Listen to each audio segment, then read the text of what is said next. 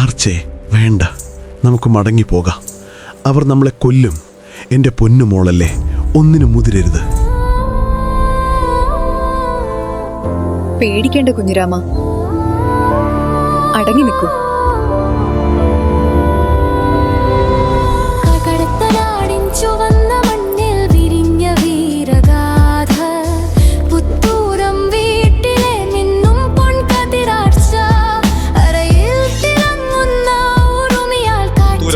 ചോരയാണെന്ന് കേട്ടിട്ടുണ്ട്.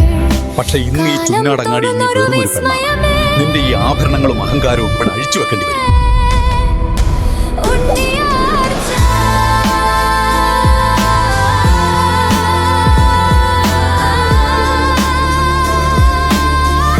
പുത്തൂരം വീട്ടിലെ പെണ്ണിന്റെ ആഭരണത്തിൽ തൊടാൻ വളർന്നിട്ടില്ലടാ നിന്റെ ഒന്നും കൈകൾ.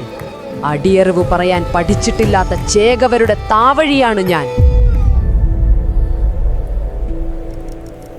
ഹലോ സുഹൃത്തുക്കളെ, നമ്മൾ ഇന്ന് പോകുന്നത് ഏകദേശം 500 വർഷങ്ങൾ പുറകിലേക്കാണ്. 16-ാം നൂറ്റാണ്ടിലെ വടക്കൻ കേരളം, കൃത്യമായി പറഞ്ഞാൽ ഇന്നത്തെ കോഴിക്കോട്, കണ്ണൂർ ജില്ലകളുടെ അതിർത്തി പങ്കിടുന്ന പഴയ കടത്തനാട് രാജ്യം. വീരചരിത്രങ്ങളും പോരാട്ട വീര്യവും മണ്ണിലലിഞ്ഞു ചേർന്ന് ഒരിടം.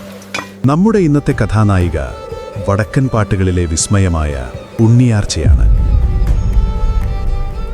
ലോകപ്രശസ്തമായ കളരിപ്പയറ്റിൽ അസാമാന്യ പ്രാവീണ്യം നേടിയ, ഒരുപക്ഷേ ലോക ചരിത്രത്തിലെ തന്നെ ആദ്യത്തെ ഫെമിനിസ്റ്റ് ഐക്കണുകളിൽ ഒരാൾ എന്ന് വിളിക്കാവുന്ന കരുത്തുറ്റ സ്ത്രീരൂപം. സ്വന്തം അന്തസ്സിനും അഭിമാനത്തിനും വേണ്ടി ആയിരക്കണക്കിന് പുരുഷന്മാരെ തൻ്റെ അരയിൽ ചുറ്റിയ ഉറുമി കൊണ്ട് വിറപ്പിച്ച് ഒരു വീരവനിതയുടെ ജീവിതത്തിലേക്കാണ് നമ്മളിന്ന് കണ്ണു തുറക്കുന്നത്. ഈ കഥയിൽ നിങ്ങൾ കേൾക്കാൻ പോകുന്നത് കേവലം ഒരു പെൺകുട്ടിയുടെ വളർച്ചയല്ല, ഒരു ജനതയുടെ മുഴുവൻ ആത്മവിശ്വാസമായി മാറിയ പോരാളിയുടെ നിശ്ചയദാർഢ്യമാണ്. സ്വന്തം ചേട്ടൻ മരിച്ചപ്പോൾ തളരാതെ ശത്രുക്കളുടെ തട്ടകത്തിൽ ചെന്ന് നീതി ചോദിക്കാനും വഴിയിൽ കളിയാക്കാൻ വന്ന ഗുണ്ടകളെ മുട്ടുകുത്തിക്കാനും ആർച്ചയ്ക്ക് എങ്ങനെ സാധിച്ചു? ആർച്ചയുടെ അരയിലെ ഉറുമി മിന്നുമ്പോൾ അന്ന് കടത്തനാട് അക്ഷരാർത്ഥത്തിൽ നിശ്ചലമാകുമായിരുന്നു. ആ ആവേശം നിറഞ്ഞ നിമിഷങ്ങളിലൂടെ നമുക്ക് പതുക്കെ സഞ്ചരിക്കാം. ഇരുട്ട് നിറഞ്ഞ ഒരു രാത്രിയിൽ നിലവിളക്കിന്റെ വെളിച്ചത്തിൽ ചുവന്ന മണ്ണിൽ കളരിപ്പയറ്റഭ്യസിക്കുന്ന ആർച്ചയുടെ ആ രൂപമൊന്ന് സങ്കൽപ്പിച്ചു നോക്കൂ. വിയർപ്പുതുള്ളികൾ നെറ്റിയിൽ പൊടിയുമ്പോൾ, കയ്യിലെ വാൾ കാറ്റിൽ ചൂളം വിളിക്കുമ്പോൾ അവിടെ ഒരിതിഹാസം പിറക്കുകയായിരുന്നു. ഒരു മിനിറ്റ് സുഹൃത്തുക്കളെ, കഥ തുടങ്ങുന്നതിന് മുമ്പ് ഒരു കാര്യം. നിങ്ങൾ ഈ രാത്രി യാത്രകൾ ശരിക്കും ആസ്വദിക്കുന്നുണ്ടെങ്കിൽ വീഡിയോ ലൈക്ക് ചെയ്യാനും സ്ലംബർ സാഗ സബ്സ്ക്രൈബ് ചെയ്യാനും മറക്കരുത്. പിന്നെ നിങ്ങൾ എവിടെ നിന്നാണ് ഇത് കേൾക്കുന്നത്, ഇപ്പോൾ അവിടെ എത്ര സമയമായി എന്നതിനെക്കുറിച്ച് ഒരു കമൻ്റ് ഇടുക. കാരണം ആരൊക്കെ എവിടെ നിന്നൊക്കെയാണ് ഈ കഥ കേൾക്കുന്നതെന്ന് എനിക്ക് അറിയാൻ താല്പര്യമുണ്ട്. ഇപ്പോൾ നിങ്ങളുടെ ബെഡ്റൂം ലൈറ്റുകൾ ഡിം ചെയ്യുക. നല്ലൊരു പശ്ചാത്തല ശബ്ദത്തിനായി ആ ഫാൻ ഓൺ ചെയ്യുക. ഇന്ന് രാത്രിയിലെ ഈ യാത്രയിലേക്ക് നമുക്ക് ഒരുമിച്ച് മുന്നോട്ട് പോകാം. 16-ാം നൂറ്റാണ്ടിലെ കടത്തനാട് എന്ന് പറയുമ്പോൾ നമ്മുടെ മനസ്സിൽ ആദ്യം മൂടിയെത്തുന്നത് പച്ചപ്പും പാടങ്ങളും ഒന്നുമല്ല, മറിച്ച് അങ്കത്തട്ടുകളും മൂർച്ചയേറിയ വാളുകളുമാണ്. ആ കാലഘട്ടത്തിൽ വടക്കൻ മലബാറിലെ ഏറ്റവും പ്രശസ്തമായ തറവാടായിരുന്നു പുത്തൂരം വീട്. വീരന്മാരായ ചേകവന്മാരുടെ തറവാട്. അവിടെയുള്ള പുരുഷന്മാർ നാടിനു വേണ്ടി അംഗം വെട്ടാൻ പോകുന്നവരാണ്. മരണത്തെ മുന്നിൽ കണ്ടുകൊണ്ട് മാത്രം ജീവിക്കുന്നവർ. ഈ പുത്തൂരം തറവാട്ടിലെ കാരണവർ കണ്ണപ്പ ചേകവരായിരുന്നു. നാട്ടുകാർക്കെല്ലാം വലിയ ബഹുമാനമുള്ള അഭ്യാസമുറകളിൽ ആരെയും തോൽപ്പിക്കുന്ന അതികായൻ.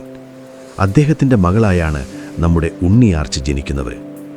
പുത്തൂരം വീട്ടിൽ ഒരു പെൺകുട്ടി ജനിച്ചു എന്ന് കേൾക്കുമ്പോൾ നാട്ടുകാർ കരുതിയത് അവളും മറ്റെല്ലാ പെൺകുട്ടികളെയും പോലെ അടുക്കളക്കാര്യങ്ങളും വീട്ടുപണികളുമായി ഒതുങ്ങിക്കൂടുമെന്നാണ്.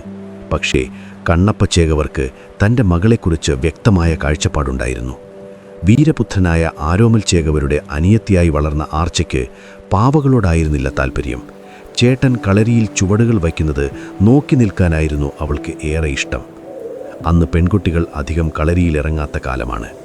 ആരെങ്കിലും ചോദിച്ചാൽ അവളൊരു പെൺകുട്ടിയല്ലേ, എന്തിനാണിതൊക്കെ പഠിക്കുന്നത് എന്ന് പലരും നെറ്റിച്ചുളിക്കുമായിരുന്നു. പക്ഷേ ആർച്ചയുടെ ഉള്ളിലെ ആവേശം അണയ്ക്കാൻ ആർക്കും സാധിക്കുമായിരുന്നില്ല. അവൾ ജനിച്ചപ്പോഴേ കൂടെയുണ്ടായിരുന്നത് ആത്മവിശ്വാസത്തിൻ്റെ വലിയൊരു കരുത്തായിരുന്നു. പുത്തൂരം വീട്ടിലെ അന്തരീക്ഷം തന്നെ ആയുധങ്ങളുടെയും മന്ത്രങ്ങളുടെയും ഒക്കെയായിരുന്നു. രാവിലെ എഴുന്നേൽക്കുമ്പോൾ കേൾക്കുന്നത് കളരിയിലെ ചുവടുകളുടെ താളമാണ്.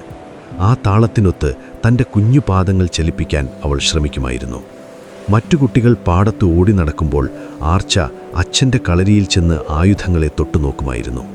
അത് കാണുമ്പോൾ കണ്ണപ്പച്ചേകവർക്ക് ദേഷ്യമല്ല, മറിച്ച് വലിയൊരു അഭിമാനമാണ് തോന്നിയത്. തൻ്റെ മകൾ ഒരു സാധാരണ പെൺകുട്ടിയായി ജീവിക്കേണ്ടവളല്ല എന്ന് അദ്ദേഹം അന്ന് തന്നെ ഉറപ്പിച്ചു. ആ കാലത്തെ സാമൂഹിക പശ്ചാത്തലം കൂടി നമ്മളൊന്ന് ഓർക്കണം. ജാതി വ്യവസ്ഥകളും ആചാരങ്ങളും വളരെ കർക്കശമായിരുന്ന കാലം.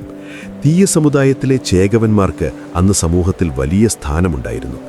രാജാക്കന്മാർ തമ്മിലുള്ള തർക്കങ്ങൾ പരിഹരിക്കാൻ പോലും ഈ ചേകവന്മാരെയാണ് വിളിച്ചിരുന്നത്. അവർ തമ്മിൽ അംഗം വെട്ടും, ജയിക്കുന്നവർക്ക് നീതി ലഭിക്കും. അത്തരമൊരു പോരാളി വംശത്തിലാണ് ആർച്ച ജനിച്ചത്. അതുകൊണ്ടുതന്നെ അവളുടെ രക്തത്തിൽ പോരാട്ടം അലിഞ്ഞു ചേർന്നിരുന്നു. ഉണ്ണിയാർച്ച വളർന്നു വന്നത് കഥകൾ കേട്ടല്ല, മറിച്ച് നേരിട്ടുള്ള അനുഭവങ്ങളിലൂടെയാണ്. ഓരോ ദിവസവും അവൾ പുതിയ കാര്യങ്ങൾ പഠിച്ചു. കണ്ണപ്പച്ചേകവർ തൻ്റെ മകൾക്ക് പ്രത്യേക പരിഗണന നൽകി തന്നെ വിദ്യകൾ പഠിപ്പിക്കാൻ തുടങ്ങി. ആർച്ചയുടെ ഓരോ ചലനത്തിലും ഒരു പ്രത്യേക വേഗതയുണ്ടായിരുന്നു.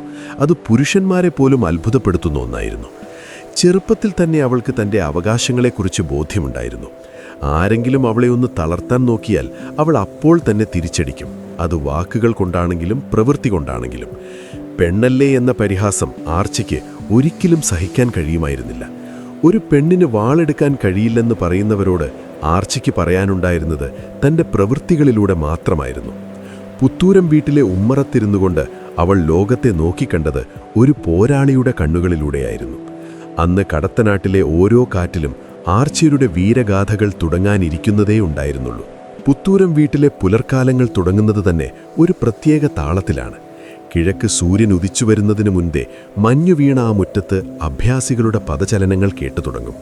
ഉണ്ണിയാർച്ചയ്ക്ക് ഉറക്കമുണരാൻ ആരെങ്കിലും വിളിക്കണമായിരുന്നില്ല. അയൽപ്പക്കത്തെ പെൺകുട്ടികൾ പുഴയിൽ കുളിക്കാൻ പോകുമ്പോൾ ആർച്ച ഓടുന്നത് കളരിയുടെ ചുവരുകൾക്കരികിലേക്കാണ്. അവിടെ തൻ്റെ ജ്യേഷ്ഠൻ ആരോമൽ ചേകവർ അഭ്യാസമുറകൾ പയറ്റുന്നത് നോക്കി നിൽക്കുമ്പോൾ അവളുടെ കണ്ണുകളിലൊരു പ്രത്യേക തിളക്കമുണ്ടാകും. ഒരു സാധാരണ പെൺകുട്ടിക്ക് ലഭിക്കുന്നതിനേക്കാൾ വലിയൊരു ലോകം അവൾ അവിടെ ആ മണ്ണിൽ കണ്ടു. വാളും പരിചയം കൂട്ടിമുട്ടുമ്പോൾ ഉണ്ടാകുന്ന ആ ശബ്ദം അവൾക്ക് സംഗീതം പോലെയായിരുന്നു. മറ്റുള്ളവർക്കത് പേടിപ്പെടുത്തുന്ന ഒന്നായിരുന്നെങ്കിൽ ആർച്ചയ്ക്കത് ധൈര്യം നൽകുന്ന ഒന്നായിരുന്നു. അക്കാലത്തെ പെൺകുട്ടികളുടെ ലോകം 4 ചുവരുകൾക്കുള്ളിൽ ഒതുങ്ങുന്നതായിരുന്നു. പാചകം പഠിക്കുക, വീട്ടുജോലികൾ ചെയ്യുക എന്നതിനപ്പുറം ചിന്തിക്കാൻ പോലും പലർക്കും അനുവാദമില്ലായിരുന്നു. പക്ഷേ ആർച്ച ആ പതിവുകളെല്ലാം പൊളിച്ചെഴുതി. അച്ഛൻ കണ്ണപ്പച്ചേകമർ മകൾക്ക് നൽകിയ സ്വാതന്ത്ര്യം നാട്ടിൽ വലിയ സംസാര വിഷയമായി. പുത്തൂരം വീട്ടിലെ പെണ്ണ് പുരുഷന്മാരെ പോലെ തുള്ളി നടക്കുകയാണോ എന്ന് ചോദിച്ചവരോട് കണ്ണപ്പച്ചേകവർക്ക് ഒരേ ഒരു മറുപടിയേ ഉണ്ടായിരുന്നുള്ളൂ: അവൾ പുത്തൂരം വീടിൻ്റെ അഭിമാനമാണ്. ആ വാക്കുകൾ ആർച്ചയ്ക്ക് നൽകിയ ആത്മവിശ്വാസം ചെറുതല്ല. ഓരോ തവണയും കളരിയിൽ ചുവടുവയ്ക്കുമ്പോൾ താനൊരു പെണ്ണാണ് എന്ന വേർതിരിവ് അവൾ മറന്നുപോയി. അവളുടെ മനസ്സ് ഒരു പോരാളിയുടേതായിരുന്നു. ആരോമൽ ചേകവർക്ക് തൻ്റെ അനിയത്തിയോട് വലിയ വാത്സല്യമായിരുന്നു. തൻ്റെ യുദ്ധതന്ത്രങ്ങളെല്ലാം അദ്ദേഹം അനിയത്തിക്ക് പറഞ്ഞു കൊടുക്കുമായിരുന്നു. ഒരു പോരാളിക്ക് വേണ്ടത് വെറും ശാരീരിക കരുത്തു മാത്രമല്ല, ഏത് സാഹചര്യത്തിലും തളരാത്ത മനക്കരുത്താണെന്ന് ആർച്ച പഠിച്ചത് തൻ്റെ ജ്യേഷ്ഠനിൽ നിന്നാണ്. പലപ്പോഴും അഭ്യാസത്തിനിടയിൽ വീഴുമ്പോഴും മുറിവേൽക്കുമ്പോഴും അവൾ കരഞ്ഞിരുന്നില്ല. പകരം ആ മുറിവിൽ നിന്ന് ഊർജം ഉൾക്കൊണ്ട് വീണ്ടും എഴുന്നേൽക്കുമായിരുന്നു.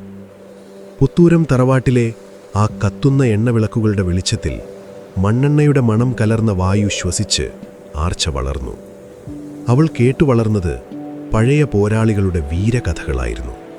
തോൽവി അറിയാത്ത കടത്തനാടൻ വീരന്മാരുടെ കഥകൾ. ആർച്ചയുടെ ബാല്യത്തിൽ അവളുടെ കളിക്കൂട്ടുകാർ പോലും പലപ്പോഴും അവളിലെ പരുക്കൻ സ്വഭാവം കണ്ട് അമ്പരന്നിട്ടുണ്ട്. പെൺകുട്ടികൾ കളിക്കുന്ന കടുക്കനും വട്ടുമൊന്നും അവൾക്ക് വഴങ്ങിയിരുന്നില്ല. പകരം ചെറിയ മരം കൊണ്ടുണ്ടാക്കിയ വാളുകൾ ഉപയോഗിച്ച് അവൾ കാറ്റിൽ വെട്ടുമായിരുന്നു. മറ്റുള്ളവർ കളിയാക്കിയാൽ അവൾ അവരെ നേരിടാൻ മടിക്കില്ല.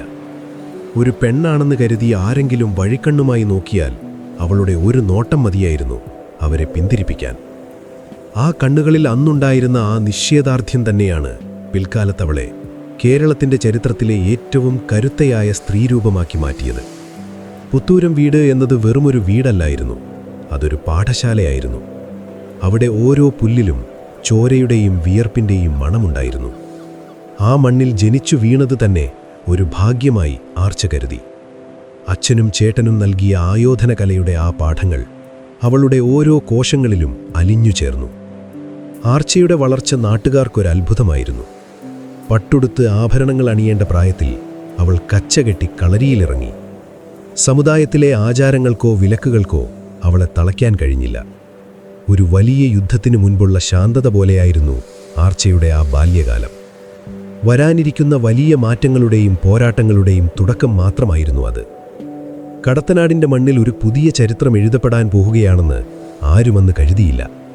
പക്ഷേ പുത്തൂരം വീട്ടിലെ ആ കുഞ്ഞു പെൺകുട്ടി തൻ്റെ ഓരോ ചുവടിലും ആ മാറ്റത്തിൻ്റെ വിത്തുകൾ പാകുകയായിരുന്നു. ആ ധീരതയുടെയും ആത്മവിശ്വാസത്തിൻ്റെയും കഥയാണ് നമ്മളിനി കാണാൻ പോകുന്നത്.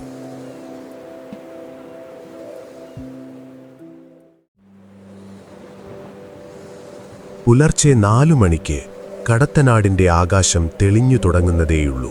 പക്ഷേ പുത്തൂരം വീട്ടിലെ കുഴികളരിയിൽ അപ്പോഴേക്കും ആയുധങ്ങളുടെ കിണികിണിക്കം കേട്ടു തുടങ്ങിയിരുന്നു. നമ്മൾ ഇന്ന് ജിമ്മിൽ പോയി മസിൽ പെരുപ്പിക്കാൻ പെടാപ്പാടുപെടുന്നതുപോലെയല്ല അന്നത്തെ കാര്യം. കളരി എന്നത് വെറുമൊരു വ്യായാമമല്ല, അതൊരു തപസ്സാണ്.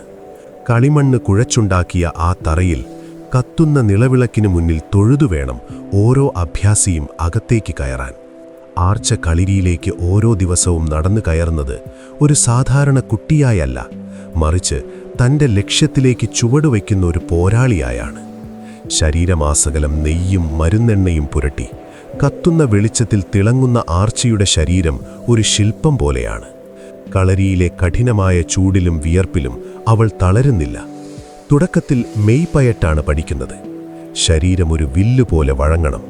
കാലുകൾ തലയ്ക്കു മുകളിലേക്ക് ഉയർത്താനും ഞൊടിയിടയിൽ തറയിൽ താഴ്ന്നിരിക്കാനും ആർച്ച കാണിക്കുന്ന മെയ് വഴക്കം കണ്ട് ഗുരുനാഥന്മാർ പോലും അമ്പരന്നു പോകുന്നുണ്ട്. പെണ്ണല്ലേ, അവൾക്കിതിനൊക്കെ കഴിയുമോ എന്ന് ചോദിച്ചവരുടെ വായടപ്പിക്കുന്ന തരത്തിലായിരുന്നു ഓരോ ചുവടും. ആർച്ചയുടെ പാദങ്ങൾ മണ്ണിൽ പതിയുന്ന ശബ്ദം പോലും ഒരു പ്രത്യേക താളത്തിലാണ്. ആദ്യം കയ്യിലെടുക്കുന്നത് മരം കൊണ്ടുള്ള ആയുധങ്ങളാണ്. കെട്ടുകാരി എന്നറിയപ്പെടുന്ന നീളൻ വടികൾ കൊണ്ട് ആർച്ച കാറ്റിൽ ചിത്രം വരയ്ക്കുന്നത് പോലെ പയറ്റും. എതിരെ നിൽക്കുന്ന ആൾക്ക് കണ്ണു ചിമ്മാൻ പോലും സമയം കൊടുക്കാതെ വടി ചുഴറ്റുന്ന വേഗതയാണ് അവളുടെ പ്രത്യേകത. ഈ ഘട്ടത്തിൽ തന്നെയാണ് ഏകാഗ്രതയുടെ പാഠങ്ങൾ അവൾ പഠിക്കുന്നത്. ചുറ്റുമുള്ള ലോകം മറന്ന് കൺമുന്നിലെ ശത്രുവിൻ്റെ ഓരോ ചലനവും ശ്രദ്ധിക്കുക എന്നത് അത്ര എളുപ്പമുള്ള കാര്യമല്ല. പക്ഷേ ആർച്ചയ്ക്ക് അത് ജന്മസിദ്ധമായി കിട്ടിയ കഴിവായിരുന്നു. അച്ഛൻ കണ്ണപ്പച്ചേകവ ദൂരെ നിന്ന് മകളുടെ അഭ്യാസം നോക്കി നിൽക്കുമ്പോൾ അദ്ദേഹത്തിൻ്റെ മനസ്സിൽ ഒരു കാര്യം ഉറപ്പായിരുന്നു: ഇവൾ വെറുമൊരു ചേകവത്തിയല്ല, കടത്തനാടിൻ്റെ കാവലാളാകാൻ പോകുന്നവളാണ്. പതിയെ വടികളിൽ നിന്ന് ലോഹ ആയുധങ്ങളിലേക്ക് അവൾ മാറിത്തുടങ്ങുന്നു. വാളും പരിചയും കയ്യിലെടുക്കുമ്പോൾ അവളുടെ ഭാവം തന്നെ മാറുകയാണ്. ആ വെങ്കലപ്പരിചയിൽ എതിരാളിയുടെ വാൾ വന്ന് തട്ടുമ്പോൾ ഉണ്ടാകുന്ന കനത്ത ശബ്ദം ആർച്ചയ്ക്ക് വലിയൊരാവേശമാണ് നൽകുന്നത്. വാൾപ്പയറ്റിൽ അവൾക്കൊരു പ്രത്യേക തന്ത്രമുണ്ട്. വെറും കരുത്തുപയോഗിക്കുന്നതിന് പകരം ബുദ്ധിയും വേഗതയും ചേർത്തുള്ള ആക്രമണം. എതിരാളി തൻ്റെ വാൾ വീശുമ്പോൾ അത് തടയുകയല്ല, മറിച്ച് ഒഴിഞ്ഞുമാറി അവരുടെ ദൗർബല്യം നോക്കി വെട്ടുക എന്നതാണ് അവളുടെ ശൈലി. ഒരു പുലിയുടെ വേഗതയും പാമ്പിൻ്റെ ചടുലതയും അവളിൽ ഒരേ സമയം കാണാൻ കഴിയും. ഓരോ ദിവസവും കളരിയിൽ നിന്ന് തിരിച്ചു വരുമ്പോൾ അവളുടെ ദേഹത്ത് പുതിയ പോറലുകളുണ്ടാകാം, പക്ഷേ അവളുടെ ആത്മവിശ്വാസം പുതിയ ഉയരങ്ങളിലേക്ക് എത്തുകയായിരുന്നു. വാൾപ്പയറ്റിലും കുന്തം വീശുന്നതിലും ആർച്ച പ്രാവീണ്യം നേടിയെങ്കിലും അവളെ മറ്റു പോരാളികളിൽ നിന്ന് വേറിട്ട് നിർത്തുന്നത് ഉറുമി എന്ന മാരകായുധമാണ്. നിങ്ങൾ ഉറുമി കണ്ടിട്ടുണ്ടോ? ഒരു നീളൻ ബെൽറ്റ് പോലെ ഇരിക്കും, പക്ഷേ അതിൻ്റെ വശങ്ങൾ ബ്ലേഡ് പോലെ മൂർച്ചയുള്ളതാണ്. ലോകത്തിലെ തന്നെ ഏറ്റവും അപകടകാരിയായ ആയുധങ്ങളിലൊന്ന്. ഇത് കൈകാര്യം ചെയ്യാൻ സാധാരണക്കാരെ കൊണ്ട് കഴിയില്ല. ചെറിയൊരു പിഴവ് പറ്റിയാൽ സ്വന്തം ശരീരം തന്നെ മുറിഞ്ഞു പോകും. അതുകൊണ്ട് തന്നെ കളരിയിൽ ഏറ്റവും അവസാനം പഠിപ്പിക്കുന്ന വിദ്യയാണിത്. ആർച്ച തൻ്റെ അരയിൽ ചുറ്റിയ ഉറുമി വലിച്ചെടുത്ത് അന്തരീക്ഷത്തിൽ വീശുമ്പോൾ അത് ഇടിമിന്നൽ പോലെയാണ് കാണപ്പെടുന്നത്. ഒരേ സമയം 8 ദിക്കുകളിൽ നിന്നും വരുന്ന ശത്രുക്കളെ നേരിടാൻ ഉറുമി കൊണ്ട് സാധിക്കും. ആർച്ച അത് വീശുമ്പോൾ ഉണ്ടാകുന്ന ശബ്ദം കേട്ടാൽ തന്നെ എതിരാളികളുടെ മുട്ടുവിറയ്ക്കും. ഉറുമി പ്രയോഗത്തിൽ ആർച്ച ഒരു പ്രത്യേക താളം കണ്ടെത്തിയിരുന്നു. അത് വെറുമൊരു യുദ്ധമല്ല, ഒരു നൃത്തം പോലെ മനോഹരമാണ്. ശത്രുക്കളുടെ കഴുത്തിനു ചുറ്റും പാമ്പിനെപ്പോലെ ചുറ്റാനും അടുത്ത നിമിഷം തന്നെ അത് വിടുവിച്ച് മറ്റൊരു ദിശയിലേക്ക് വീശാനും ആർച്ചയ്ക്ക് അനായാസം കഴിഞ്ഞു. ഇന്ന് നമ്മൾ സിനിമകളിലൊക്കെ കാണുന്ന ആക്ഷൻ രംഗങ്ങളെക്കാൾ എത്രയോ മടങ്ങ് വീര്യമുണ്ടായിരുന്നു ആർച്ചയുടെ യഥാർത്ഥ പയറ്റിന്. ആർച്ച ഉറുമി വീശുമ്പോൾ ചുറ്റുമൊരു സുരക്ഷാ കവചം തീർക്കുന്നത് പോലെ തോന്നും. ആ വൃത്തത്തിനുള്ളിലേക്ക് കടക്കാൻ മരണഭയമില്ലാത്തവർക്ക് മാത്രമേ സാധിക്കൂ. അവളുടെ കണ്ണുകൾ അഗ്നി പോലെ ജ്വലിക്കും. പുത്തൂരം വീട്ടിലെ കളരിമുറ്റത്ത് പൊടിപടലങ്ങൾ ഉയരുമ്പോൾ ആ പൊടിപടലങ്ങൾക്കിടയിലൂടെ മിന്നിമറയുന്ന ആർച്ചയുടെ രൂപം ഒരു പോരാട്ട വീര്യത്തിന്റെ പ്രതീകമായി മാറി. പെൺകുട്ടികൾ മൃദുവായ കാര്യങ്ങൾ മാത്രമേ ചെയ്യാവൂ എന്ന അന്നത്തെ ചിന്താഗതിയെ അവൾ തന്റെ ഉറുമി കൊണ്ട് വെട്ടിനുറുക്കി. ഒരു ദിവസം കളരിയിൽ വെച്ച് നടന്ന ഒരു സംഭവം നാട്ടിൽ വലിയ പാട്ടായി. മുതിർന്ന അഭ്യാസികളിൽ ഒരാൾ ആർച്ചയൊന്ന് പരീക്ഷിക്കാൻ തീരുമാനിച്ചു. അയാൾ കരുതിയത് ഒരു പെണ്ണിനെ തോൽപ്പിക്കാൻ അധികം സമയം വേണ്ടെന്നാണ്. പക്ഷേ അഭ്യാസം തുടങ്ങിയതും ആർച്ചയുടെ നീക്കങ്ങൾ കണ്ട് അയാൾ അമ്പരന്നു. അയാളുടെ വാളിനെ തന്റെ ഉറുമി കൊണ്ട് തടയുക മാത്രമല്ല, ഒരൊറ്റ കറക്കത്തിലൂടെ അയാളുടെ കയ്യിലെ വാൾ ആർച്ച തെറിപ്പിച്ചു കളഞ്ഞു. അയാൾക്കൊന്നും ചെയ്യാൻ കഴിയാതെ നിൽക്കുമ്പോൾ ആർച്ചയുടെ ഉറുമി അയാളുടെ കഴുത്തിന് തൊട്ടടുത്ത് വായുവിൽ നിൽക്കുന്നുണ്ടായിരുന്നു. അവിടെ ഉണ്ടായിരുന്നവരെല്ലാം സ്തംഭിച്ചുപോയി. ഒരു പെണ്ണിന്റെ കരുത്ത് എത്രത്തോളമുണ്ടെന്ന് അന്ന് കടത്തനാട് തിരിച്ചറിഞ്ഞു. ആർച്ചയുടെ ഈ പ്രാഗൽഭ്യം കേവലം അഭ്യാസത്തിൽ ഒതുങ്ങി നിന്നില്ല. ഓരോ ചുവടിലും ഓരോ ശ്വാസത്തിലും അവൾ ഒരു യഥാർത്ഥ പോരാളിയായി മാറിക്കഴിഞ്ഞു. അവളുടെ അരയിലെ ഔദുമി വെറുമൊരു ആയുധമായിരുന്നില്ല, അതവളുടെ അഭിമാനമായിരുന്നു. ആരോമൽ ചേകവർ പോലും പലപ്പോഴും തന്റെ അനിയത്തിയുടെ വേഗതയെ പ്രശംസിക്കുമായിരുന്നു. ആർച്ചയ്ക്ക് വാൾ നൽകുന്നത് കാലത്തിന് നൽകുന്ന ആയുധം പോലെയാണ് എന്ന് അദ്ദേഹം തമാശയായി പറയുമായിരുന്നു. ഈ പരിശീലന കാലഘട്ടമാണ് ആർച്ചയെ വരാനിരിക്കുന്ന വലിയ പോരാട്ടങ്ങൾക്ക് സജ്ജയാക്കിയത്. ഒരു സാധാരണ പെൺകുട്ടിയിൽ നിന്ന് വടക്കൻ പാട്ടുകളിലെ ഇതിഹാസ നായികയിലേക്കുള്ള ആർച്ചയുടെ വളർച്ച ആ കളരിയുടെ മണ്ണിൽ നിന്നാണ് തുടങ്ങിയത്. രാത്രിയുടെ നിശബ്ദതയിൽ ഇപ്പോഴും ആ പഴയ കളരിയുടെ ചുവരുകളിൽ ആർച്ചയുടെ ഉറുമി കറങ്ങുന്ന ശബ്ദം മുഴങ്ങുന്നുണ്ടെന്ന് അവിടുത്തെ പഴമക്കാർ ഇന്നും വിശ്വസിക്കുന്നു.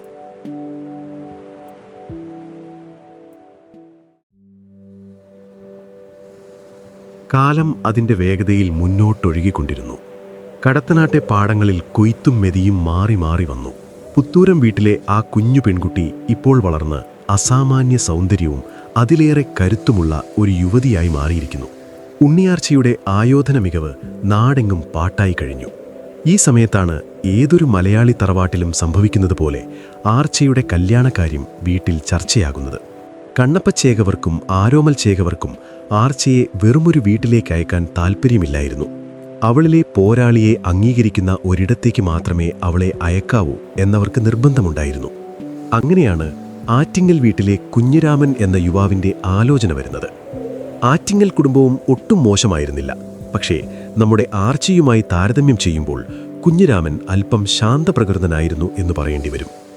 വടക്കൻ പാട്ടുകളിൽ പലപ്പോഴും കുഞ്ഞിരാമനെ അല്പം പേടിയുള്ള ഒരാളായാണ് ചിത്രീകരിച്ചിരിക്കുന്നത്. ആർച്ചയുടെ ആ തൻ്റെടവും ശക്തിയും കണ്ട് പലപ്പോഴും പതറിപ്പോകുന്ന ഒരു സാധാരണ മനുഷ്യൻ.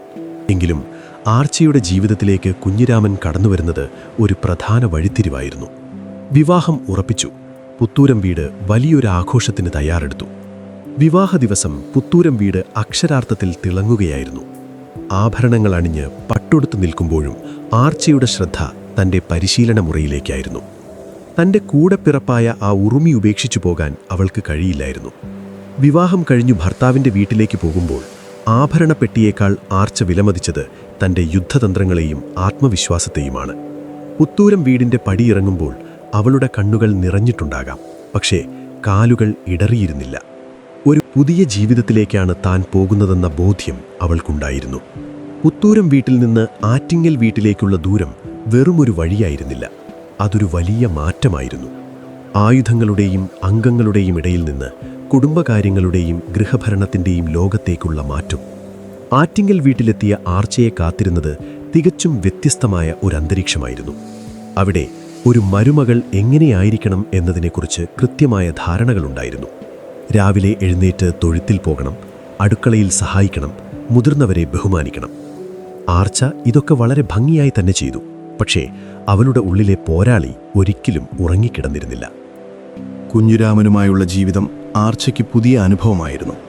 കുഞ്ഞിരാമൻ അവളെ സ്നേഹിച്ചു, പക്ഷേ ആർച്ചയുടെ വീരഗാഥകൾ കേൾക്കുമ്പോൾ അയാൾക്ക് ചെറിയൊരു ഉൾഭയമുണ്ടായിരുന്നു എന്ന് വേണം കരുതാൻ.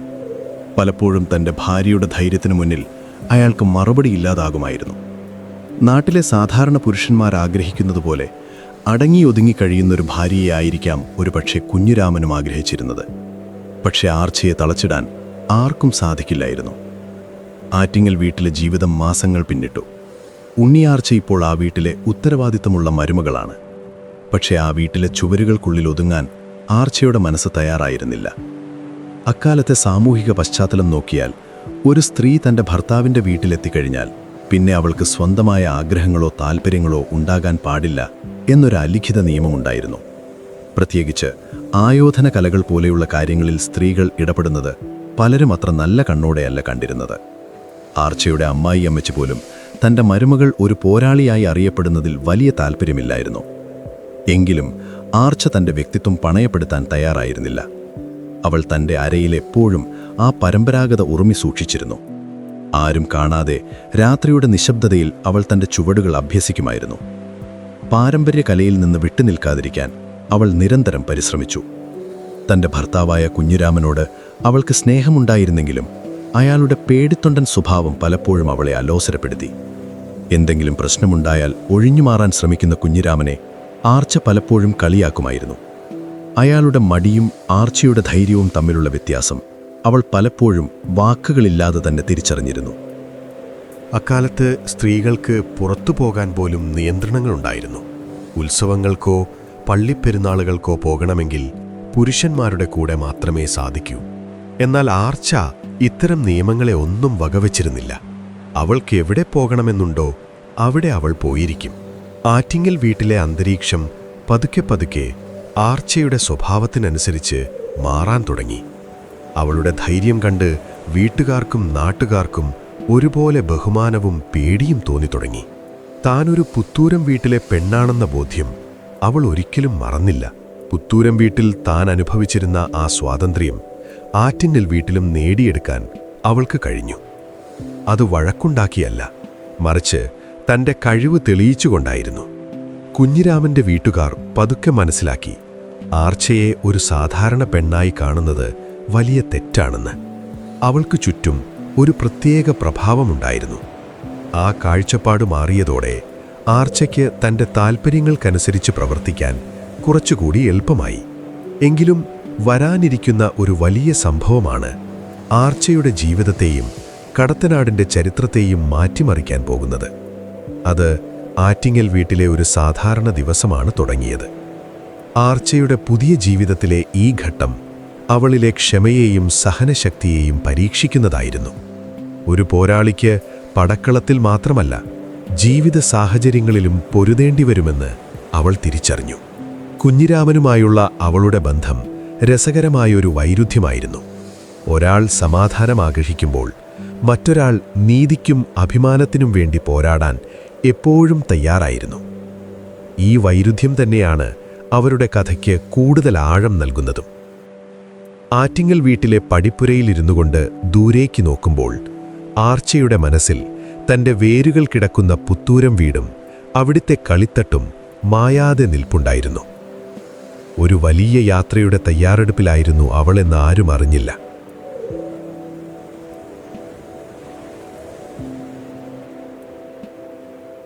അങ്ങനെയിരിക്കെയാണ് കടത്തനാട്ടിലെ പ്രസിദ്ധമായ അള്ളിമലർക്കാവിലെ വിളക്ക് വരുന്നത്. അന്നത്തെ കാലത്ത് അള്ളിമലർക്കാവിലെ ഉത്സവം കാണുക എന്നത് ആ നാട്ടിലെ ഏതൊരു വ്യക്തിയുടെയും വലിയൊരാഗ്രഹമാണ്. ദൂരദേശങ്ങളിൽ നിന്ന് പോലും ആളുകൾ ആ വിളക്ക് കാണാൻ ഒഴുകിയെത്തും. പുത്തൂരം വീട്ടിലായിരുന്നപ്പോൾ ആർച്ചയ്ക്ക് ഇത്തരം യാത്രകൾക്ക് ആരുടെയും അനുവാദം കാത്തു നിൽക്കേണ്ടി വന്നിട്ടില്ല. പക്ഷേ ഇപ്പോൾ അവൾ ആറ്റിങ്ങൽ വീട്ടിലെ മരുമകളാണ്.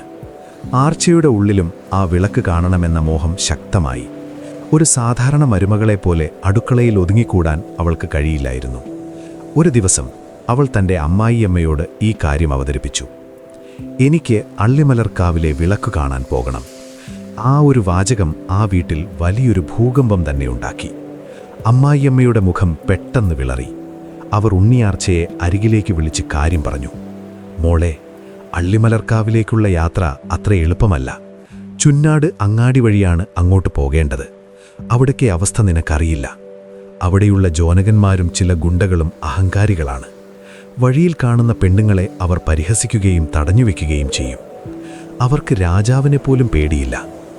നീ അങ്ങോട്ട് പോകുന്നത് വലിയ ആപത്താണ്, നമുക്ക് ഈ കൊല്ലം പോകേണ്ട. അമ്മായിയമ്മയുടെ വാക്കുകളിൽ പേടി നിഴലിച്ചിരുന്നു. ഇത് കേട്ട് കുഞ്ഞിരാമൻ കസേരയിൽ നിന്ന് തന്നെ എഴുന്നേറ്റു. അയാൾക്ക് അങ്ങാടിയിലെ ഗുണ്ടകളെക്കുറിച്ച് കേൾക്കുമ്പോൾ തന്നെ മുട്ടുവിറയ്ക്കും. ആർച്ചേ, അമ്മ പറയുന്നത് കേൾക്ക്. നമുക്ക് വേറെ ഏതെങ്കിലും ചെറിയ ക്ഷേത്രത്തിൽ പോകാം. അള്ളിമലർക്കാവ് അല്പം ദൂരെയല്ലേ? വല്ലാത്തൊരു വാശിയാണ് നിനക്ക്. കുഞ്ഞിരാമൻ വളരെ വിനീതനായി അവളെ അനുനയിപ്പിക്കാൻ ശ്രമിച്ചു. യഥാർത്ഥത്തിൽ അയാൾക്ക് തൻ്റെ ജീവനെക്കുറിച്ചായിരുന്നു പേടി. വഴിയിൽ വെച്ച് എന്തെങ്കിലും പ്രശ്നമുണ്ടായാൽ താൻ എന്തു ചെയ്യുമെന്ന ചിന്ത അയാളെ അലട്ടി.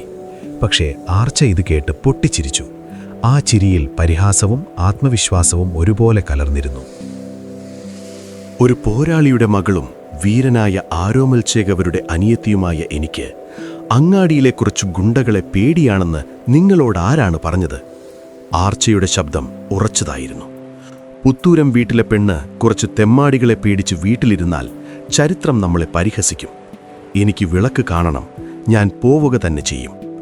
അവളുടെ ആ നിശ്ചയദാർഢ്യത്തിനു മുന്നിൽ അമ്മായിയമ്മയ്ക്ക് മറുപടിയില്ലായിരുന്നു. ആർച്ചയുടെ വാശിക്ക് മുന്നിൽ ആർക്കും അധിക നേരം നിൽക്കാൻ കഴിയില്ലെന്ന് കുഞ്ഞിരാമനും അറിയാമായിരുന്നു. എങ്കിലും അങ്ങാടിയിലെ ആ മര്യാദയില്ലാത്ത മനുഷ്യരെക്കുറിച്ച് ഓർക്കുമ്പോൾ അയാളുടെ ഉള്ളിൽ തീയായിരുന്നു. ആർച്ചയ്ക്ക് പക്ഷേ അതൊരു വെല്ലുവിളിയായിരുന്നു. തൻ്റെ കരുത്ത് ലോകത്തിനു മുന്നിൽ തെളിയിക്കാൻ ഇതിലും നല്ലൊരവസരം വേറെയില്ലെന്ന് അവൾക്ക് തോന്നി. കുഞ്ഞിരാമനെ എങ്ങനെയെങ്കിലും കൂടെ കൂട്ടണമെന്ന് അവൾ ഉറപ്പിച്ചു. കാരണം അന്നത്തെ സാമൂഹിക രീതി അനുസരിച്ച് ഒരു സ്ത്രീ ഒറ്റയ്ക്ക് യാത്ര ചെയ്യുന്നത് വലിയ ചർച്ചയാകും. പക്ഷേ കുഞ്ഞിരാമൻ ഓരോ മുടന്തൻ ന്യായങ്ങൾ പറയുകയായിരുന്നു. എനിക്കിന്ന് വയ്യാത്തതുപോലെ തോന്നുന്നു, കാലിന് ചെറിയൊരു വേദനയുണ്ട് എന്നൊക്കെ അയാൾ പറഞ്ഞു നോക്കി. പക്ഷേ ആർച്ച വിട്ടില്ല.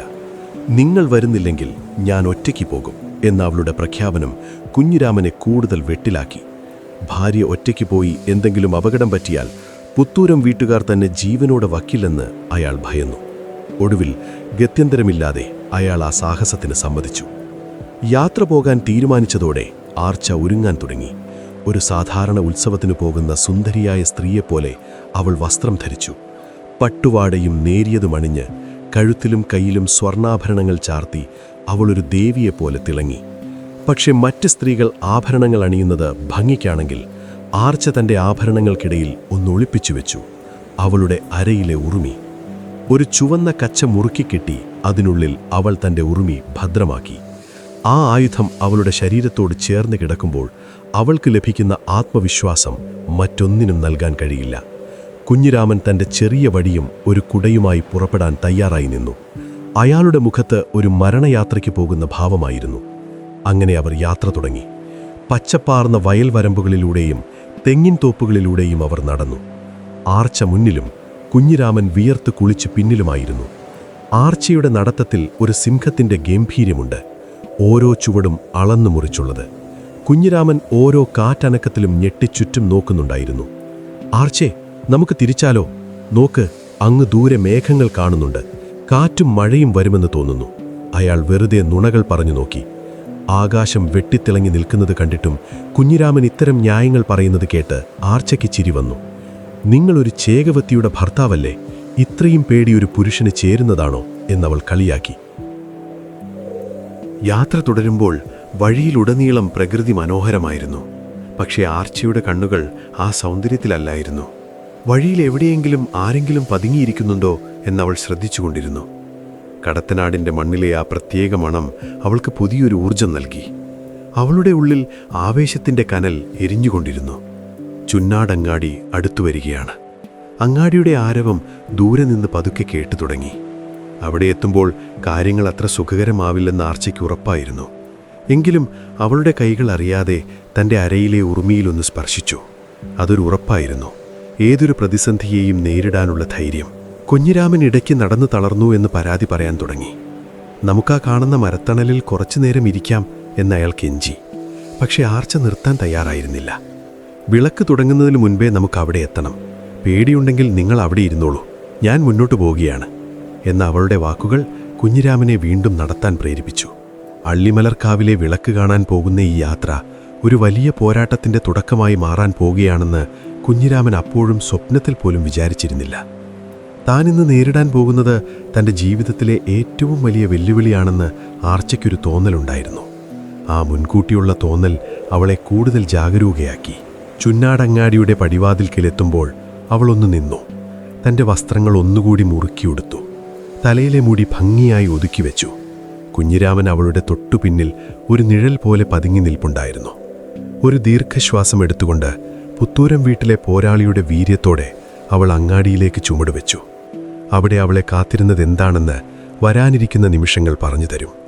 കടത്തനാട് അന്ന് സാക്ഷ്യം വഹിക്കാൻ പോകുന്നത് ഒരു പെണ്ണിൻ്റെ അടങ്ങാത്ത വീര്യത്തിനാണ്.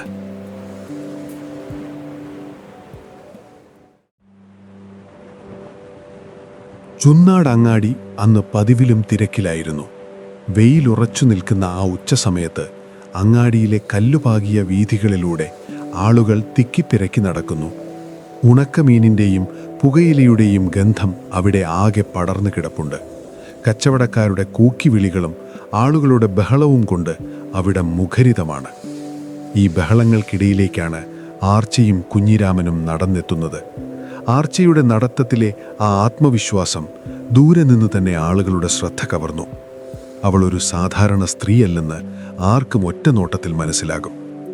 പട്ടുടുത്ത് സുന്ദരിയായി വരുന്ന ആ സ്ത്രീയെ കണ്ടപ്പോൾ അങ്ങാടിയിലുള്ളവർ തങ്ങളുടെ ജോലികൾ താൽക്കാലികമായി നിർത്തിവെച്ച് അവളെ തന്നെ നോക്കി നിന്നു. എന്നാൽ ചുന്നാടങ്ങാടി അത്ര മര്യാദയുള്ള ഒരിടമായിരുന്നില്ല. നാട്ടിലെ ചില ഗുണ്ടകളും തലപ്പാവ് വെച്ച നാട്ടുപ്രമാണിമാരും അവിടെയാണ് തമ്പടിക്കാറുള്ളത്. വഴിപോക്കരെ പരിഹസിക്കുന്നതും സ്ത്രീകളെ തടഞ്ഞു നിർത്തുന്നതും അവർക്കൊരു വിനോദമായിരുന്നു. ആർച്ച വരുന്നത് കണ്ടപ്പോൾ തന്നെ ചിലർ പണി നിർത്തി അവളെ നോക്കാൻ തുടങ്ങി. നോക്കൂ, പുത്തൂരം വീട്ടിലെ കുട്ടി അങ്ങോട്ട് പോകുന്നു എന്ന് ചിലർ അടക്കം പറഞ്ഞു. എന്നാൽ മറ്റു ചിലർക്ക് അവളെ ഒന്ന് അപമാനിക്കണമെന്നുണ്ടായിരുന്നു. ആർച്ചയുടെ സൗന്ദര്യവും ആ ആഭരണങ്ങളും അവരെ കൂടുതൽ പ്രകോപിപ്പിച്ചു. അവളിലെ ആ തൻ്റെ ഇടമൊന്ന് തകർക്കണമെന്ന് അവർ തീരുമാനിച്ചു. ആർച്ച പതുക്കെ അങ്ങാടിയുടെ നടുവിലേക്കെത്തി. കുഞ്ഞിരാമൻ അവളുടെ പിന്നിൽ ഒരു നിഴൽ പോലെ ഒതുങ്ങി നിൽക്കുന്നുണ്ട്. ആൾക്കൂട്ടത്തെ കണ്ടപ്പോൾ തന്നെ അയാളുടെ കാലുകൾ വിറയ്ക്കാൻ തുടങ്ങിയിരുന്നു. അങ്ങാടിയിലെ ആ പരുക്കൻ മനുഷ്യരുടെ നോട്ടം കണ്ടപ്പോൾ തന്നെ എന്തോ ആപത്ത് വരാനിരിക്കുന്നു എന്ന് അയാൾക്ക് തോന്നി. ആർച്ചേ, എനിക്ക് നല്ല പേടിയാകുന്നു. അവർ നമ്മളെ നോക്കുന്നത് കണ്ടില്ലേ? നമുക്ക് ഓടി രക്ഷപ്പെട്ടാലോ? വിളക്ക് കണ്ടില്ലെന്നിലും വേണ്ടില്ല, നമുക്ക് ജീവൻ തിരിച്ചു കിട്ടിയാൽ മതി എന്നയാൾ അവളുടെ കാതിൽ വളരെ പതുക്കെ മന്ത്രിച്ചു.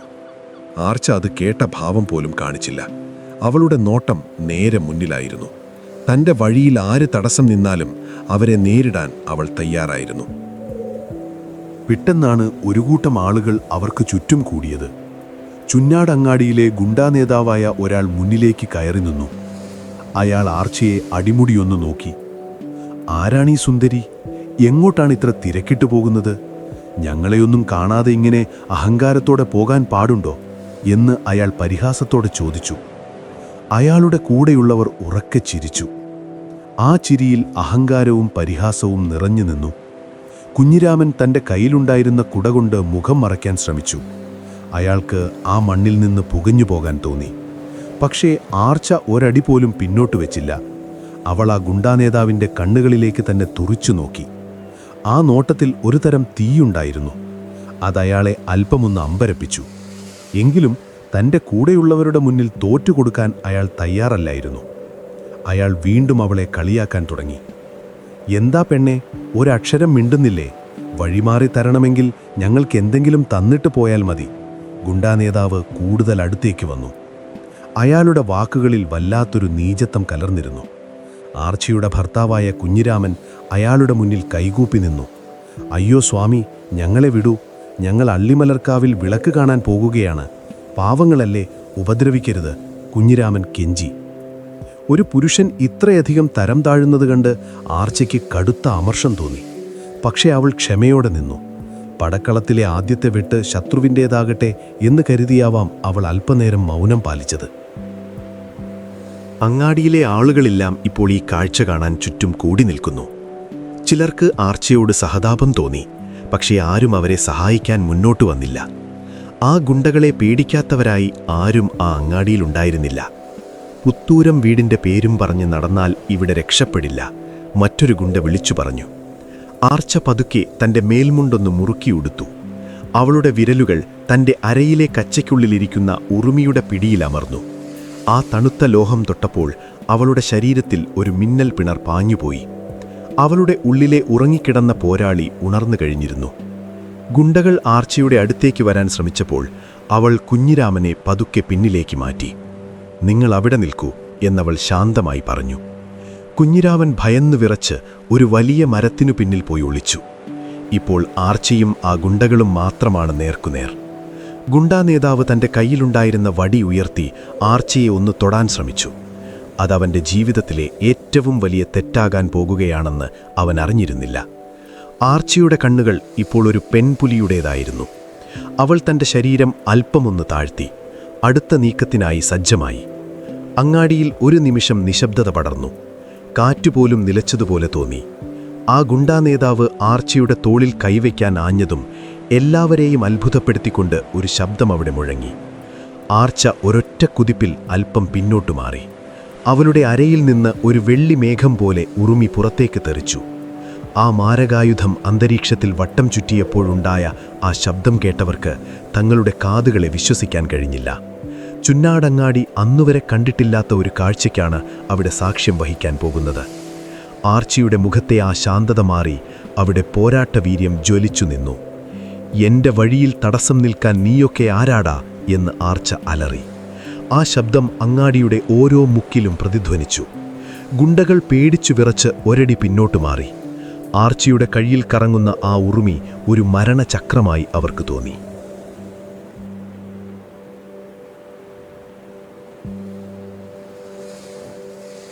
ചുന്നാടങ്ങാടിയിൽ ആ നിമിഷം സമയം നിലച്ചുപോയതുപോലെ തോന്നുന്നു. ആർച്ചയുടെ കയ്യിൽ ചടുലമായി കറങ്ങുന്ന ആ ഉറുമി ഒരു വെള്ളിക്കരണ്ടി പോലെ സൂര്യപ്രകാശത്തിൽ തിളങ്ങുകയാണ്. ഗുണ്ടകൾ ആദ്യം കരുതിയത് ഇതൊരു വെറും പെൺകുട്ടിയുടെ കയ്യിലുള്ള കളിപ്പാട്ടമാണെന്നാണ്. എന്നാൽ ആർച്ചയുടെ ആദ്യത്തെ വീശലിൽ തന്നെ അവരുടെ ആ ധാരണ തകർന്നു തരിപ്പണമായി. അവൾ തൻ്റെ കൈത്തണ്ട കൊണ്ട് ഒരു ചെറിയ ചലനം നടത്തിയതേയുള്ളൂ. ചുറ്റും നിന്ന 4-5 പേരുടെ തലപ്പാവുകൾ ഒരേ സമയം നിലത്തു വീണു. ആയുധം ശരീരത്തിൽ കൊള്ളാതിരുന്നിട്ടും ആ കാറ്റിൻ്റെ വേഗതയിൽ അവർക്ക് ശ്വാസം മുട്ടുന്നതുപോലെ തോന്നി. ആർച്ച ഇപ്പോൾ ഒരു പോരാളി മാത്രമല്ല, ആ ചുന്നാടങ്ങാടിയുടെ അധിപതിയായി മാറിയിരിക്കുന്നു. ഗുണ്ടാ നേതാവ് അപ്പോഴും തൻ്റെ അഹങ്കാരം കൈവിട്ടിരുന്നില്ല. ഒറ്റയ്ക്കുള്ളൊരു പെണ്ണല്ലേ, നിങ്ങളെല്ലാവരും കൂടി അവളെ പിടിക്കൂ എന്നയാൾ ആക്രോശിച്ചു. അവൻ്റെ ആജ്ഞ കേട്ട് 7-8 പേർ പല ദിക്കുകളിൽ നിന്നായി ആർച്ചയുടെ അടുത്തേക്ക് പാഞ്ഞെടുത്തു. അവരുടെ കയ്യിൽ കഠാരകളും വടികളും ഉണ്ടായിരുന്നു. സാധാരണ ഒരാളാണെങ്കിൽ പേടിച്ചു പിന്മാറുമായിരുന്നു. പക്ഷേ ആർച്ചയുടെ മുഖത്തിപ്പോഴുള്ളത് ഒരു വന്യമായ പുഞ്ചിരിയാണ്. അവൾ ഒരടി പോലും പിന്നോട്ട് വെച്ചില്ല. പകരം അവൾ ഉറുമിയെ വായുവിൽ ഒരു വൃത്തം പോലെ ചുഴറ്റി. ആ വൃത്തത്തിനുള്ളിലേക്ക് ആർക്കും കടക്കാൻ സാധിക്കുമായിരുന്നില്ല. മുന്നിൽ വന്നവൻ്റെ കയ്യിലെ വടി ആർച്ചയുടെ ഉറുമി കൊണ്ട് വെട്ടി നുറുക്കി കഷ്ണങ്ങളാക്കി. അടിയേറ്റതുപോലെ അവൻ നിലവിളിച്ചുകൊണ്ട് പുറകോട്ട് വീണു. ഈ സമയമെല്ലാം നമ്മുടെ കുഞ്ഞിരാമൻ എവിടെയാണെന്ന് നോക്കാം. അയാൾ ആ വലിയ ആലിപരത്തിൻ്റെ പിന്നിൽ ഒളിഞ്ഞിരുന്ന് ഈ കാഴ്ചകളെല്ലാം കാണുന്നുണ്ട്.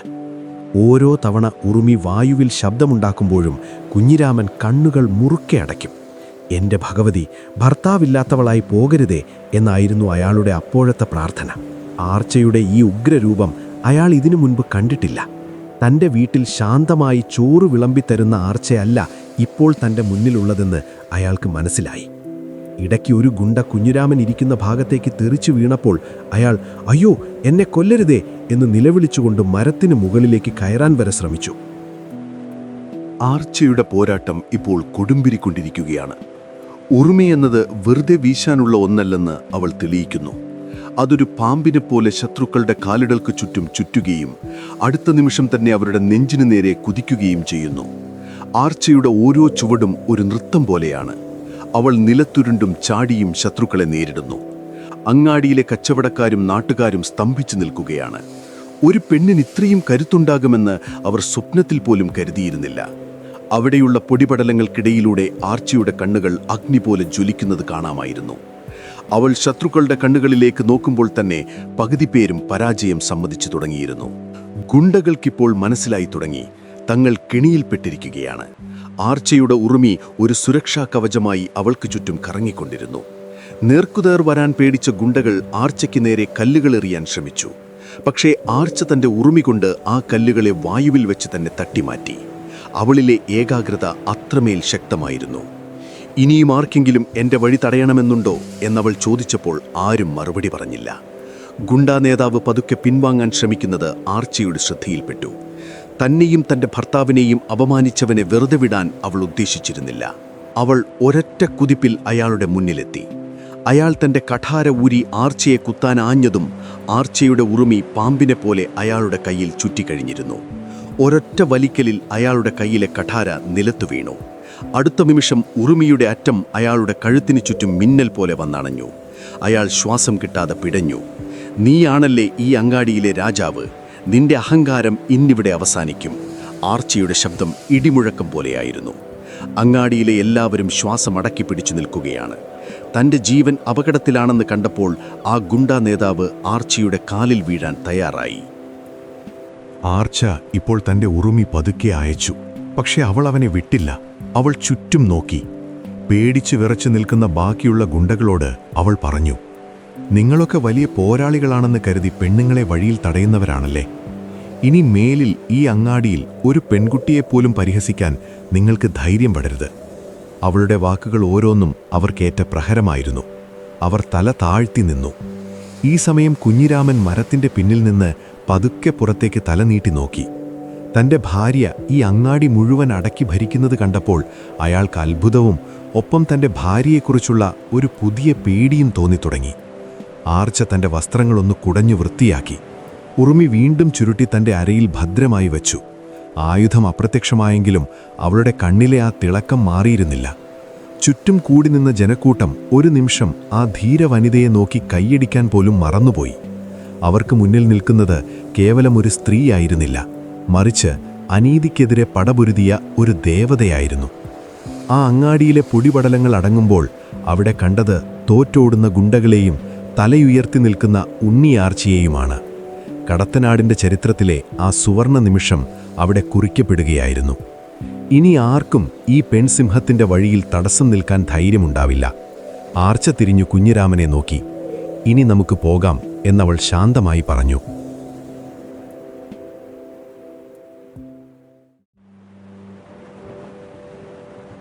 ചുന്നാടങ്ങാടിയിൽ പൊടിപടലങ്ങൾ പതുക്കെ അടങ്ങുമ്പോൾ അവിടെ ഉണ്ടായിരുന്ന അന്തരീക്ഷം അക്ഷരാർത്ഥത്തിൽ നിശ്ചലമായിരുന്നു. ആർച്ചയുടെ ഉറുമി വായുവിൽ തീർത്ത ആ വൃത്തം അവസാനിച്ചെങ്കിലും അതിൻ്റെ കാറ്റേറ്റ് വിറച്ചവർ ഇപ്പോഴും അവിടെ തറഞ്ഞു നിൽക്കുകയാണ്. നിലത്ത് വീണ് കിടക്കുന്ന ഗുണ്ടാ നേതാവ് തൻ്റെ മുറിവേറ്റ കയ്യിൽ പിടിച്ച് അതിവേഗത്തിൽ ശ്വാസം വിടുന്നുണ്ട്. ആർച്ചയുടെ ഒരു നോക്ക് തൻ്റെ നേരെ വന്നാൽ തൻ്റെ ആയുസ് അവിടെ തീരുമെന്ന് അയാൾക്ക് ഉറപ്പായിരുന്നു. അഹങ്കാരം വറ്റിപ്പോയ അയാളുടെ കണ്ണുകളിൽ ഇപ്പോൾ ഒരു തരം യാചനയായിരുന്നു. ആർച്ച പതുക്കെ തൻ്റെ ഉറുമി മടക്കി അരയിൽ വെച്ചു. ആയുധം അകത്തുപോയെങ്കിലും അവളുടെ ശരീരത്തിലെ ആ പോരാട്ട വീര്യം അപ്പോഴും ജ്വലിച്ചു നിൽക്കുന്നുണ്ടായിരുന്നു. ഈ സമയത്താണ് അങ്ങാടിയുടെ മധ്യഭാഗത്തുള്ള ഒരു വലിയ കെട്ടിടത്തിൽ നിന്ന് വെളുത്ത തലപ്പാവ് വെച്ച ചുന്നാടങ്ങാടിയിലെ പ്രധാന മൂപ്പൻ പുറത്തേക്ക് വരുന്നത്. നാട്ടിലെ തർക്കങ്ങൾ പരിഹരിക്കുന്നതും അങ്ങാടിയിലെ കാര്യങ്ങൾ നിയന്ത്രിക്കുന്നതും ഇദ്ദേഹമാണ്. ആർച്ചയുടെ പയറ്റുമുറകൾ ദൂരെ നിന്ന് കണ്ടിരുന്ന അയാൾക്ക് കാര്യം മനസ്സിലായി. ഇതൊരു സാധാരണ പെണ്ണല്ല, കടത്തനാടിനെ വിറപ്പിക്കുന്ന പുത്തൂരം വീട്ടിലെ ചോരയാണെന്ന് അയാൾ തിരിച്ചറിഞ്ഞു. മൂപ്പൻ പതുക്കെ നടന്ന് ആർച്ചയുടെ അടുത്തേക്ക് വന്നു. അയാളുടെ മുഖത്ത് ഭയവും ബഹുമാനവും കലർന്നിരുന്നു. കയ്യിലുണ്ടായിരുന്ന വടി താഴെ വെച്ച് അയാൾ ആർച്ചയ്ക്ക് നേരെ കൈകൂപ്പി. മോളെ, പൊറുക്കണം. നിനക്ക് വന്ന ഈ അപമാനത്തിൽ ഞങ്ങളെല്ലാവരും ലജ്ജിക്കുന്നു. പുത്തൂരം വീട്ടിലെ കുട്ടി ചുന്നാടങ്ങാടിയിൽ അപമാനിക്കപ്പെട്ടു എന്ന് പറയുന്നത് കടത്തനാടിന് തന്നെ വലിയൊരു കളങ്കമാണ്. മൂപ്പൻ്റെ വാക്കുകളിൽ വല്ലാത്തൊരു വിറയിലുണ്ടായിരുന്നു. ഈ വാക്കുകൾ കേട്ടതും ചുറ്റും കൂടി നിന്ന ജനക്കൂട്ടത്തിനിടയിൽ ഒരു മന്ത്രണം പടർന്നു. പുത്തൂരം വീട്, ഇത് കണ്ണപ്പ ചേകവരുടെ മകളാണ്, ആരോമൽ ചേകവരുടെ പെങ്ങളാണ് എന്നവർ പരസ്പരം പറഞ്ഞു. അത് കേട്ടതോടെ നിലത്ത് കിടന്നിരുന്ന ഗുണ്ടകൾ പേടിച്ചു വിറയ്ക്കാൻ തുടങ്ങി. തങ്ങൾ കൈവച്ചത് ഈ നാട്ടിലെ ഏറ്റവും വലിയ യുദ്ധവീരന്മാരുടെ കുടുംബത്തിലേക്കാണെന്ന് അവരപ്പോഴാണ് ഓർത്തത്.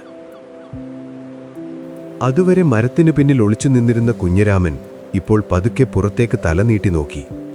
അന്തരീക്ഷം ശാന്തമാണെന്നും തൻ്റെ ഭാര്യ അവിടെ ഒരു രാജ്ഞിയെപ്പോലെ തലയുയർത്തി നിൽക്കുകയാണെന്നും കണ്ടപ്പോൾ അയാൾക്ക് ആശ്വാസമായി. അയാൾ തൻ്റെ വസ്ത്രങ്ങളിലെ മണ്ണ് തട്ടിക്കളഞ്ഞ് കയ്യിലുണ്ടായിരുന്ന വടിയും കുടയും ഉയർത്തിപ്പിടിച്ച് ആർച്ചയുടെ അടുത്തേക്ക് നടന്നു. കണ്ടില്ലേ, ഞാൻ നേരത്തെ പറഞ്ഞില്ലേ ഇത് പുത്തൂരം വീട്ടിലെ ആർച്ചയാണെന്ന്. നിങ്ങളെല്ലാവരും കൂടി അവളെ വെറുതെ ദേഷ്യം പിടിപ്പിച്ചു എന്ന് കുഞ്ഞിരാമൻ ആരോടെന്നില്ലാണ്ട് വിളിച്ചു പറഞ്ഞു. പേടി മാറിയ കുഞ്ഞിരാമന്റെ ഈ പുതിയ വേഷപ്പകർച്ച കണ്ട് ചിലർക്ക് ചിരി വന്നു. എങ്കിലും ആർച്ചയുടെ ഗൗരവം കണ്ടപ്പോൾ എല്ലാവരും വീണ്ടും മൗനത്തിലായി. മൂപ്പൻ ആർച്ചയുടെ മുന്നിൽ വന്ന് താണുവടങ്ങി മാപ്പപേക്ഷിച്ചു. ഈ തെമ്മാടികൾക്ക് ഞങ്ങൾ അർഹിക്കുന്ന ശിക്ഷ നൽകിക്കൊള്ളാം. ദയവ് ചെയ്ത് ഇത് രാജാവിൻ്റെ ചെവിയിലെത്തിക്കരുത്. ഞങ്ങളുടെ അങ്ങാടിയുടെ മാനം കാക്കണം. മൂപ്പൻ കെഞ്ചി.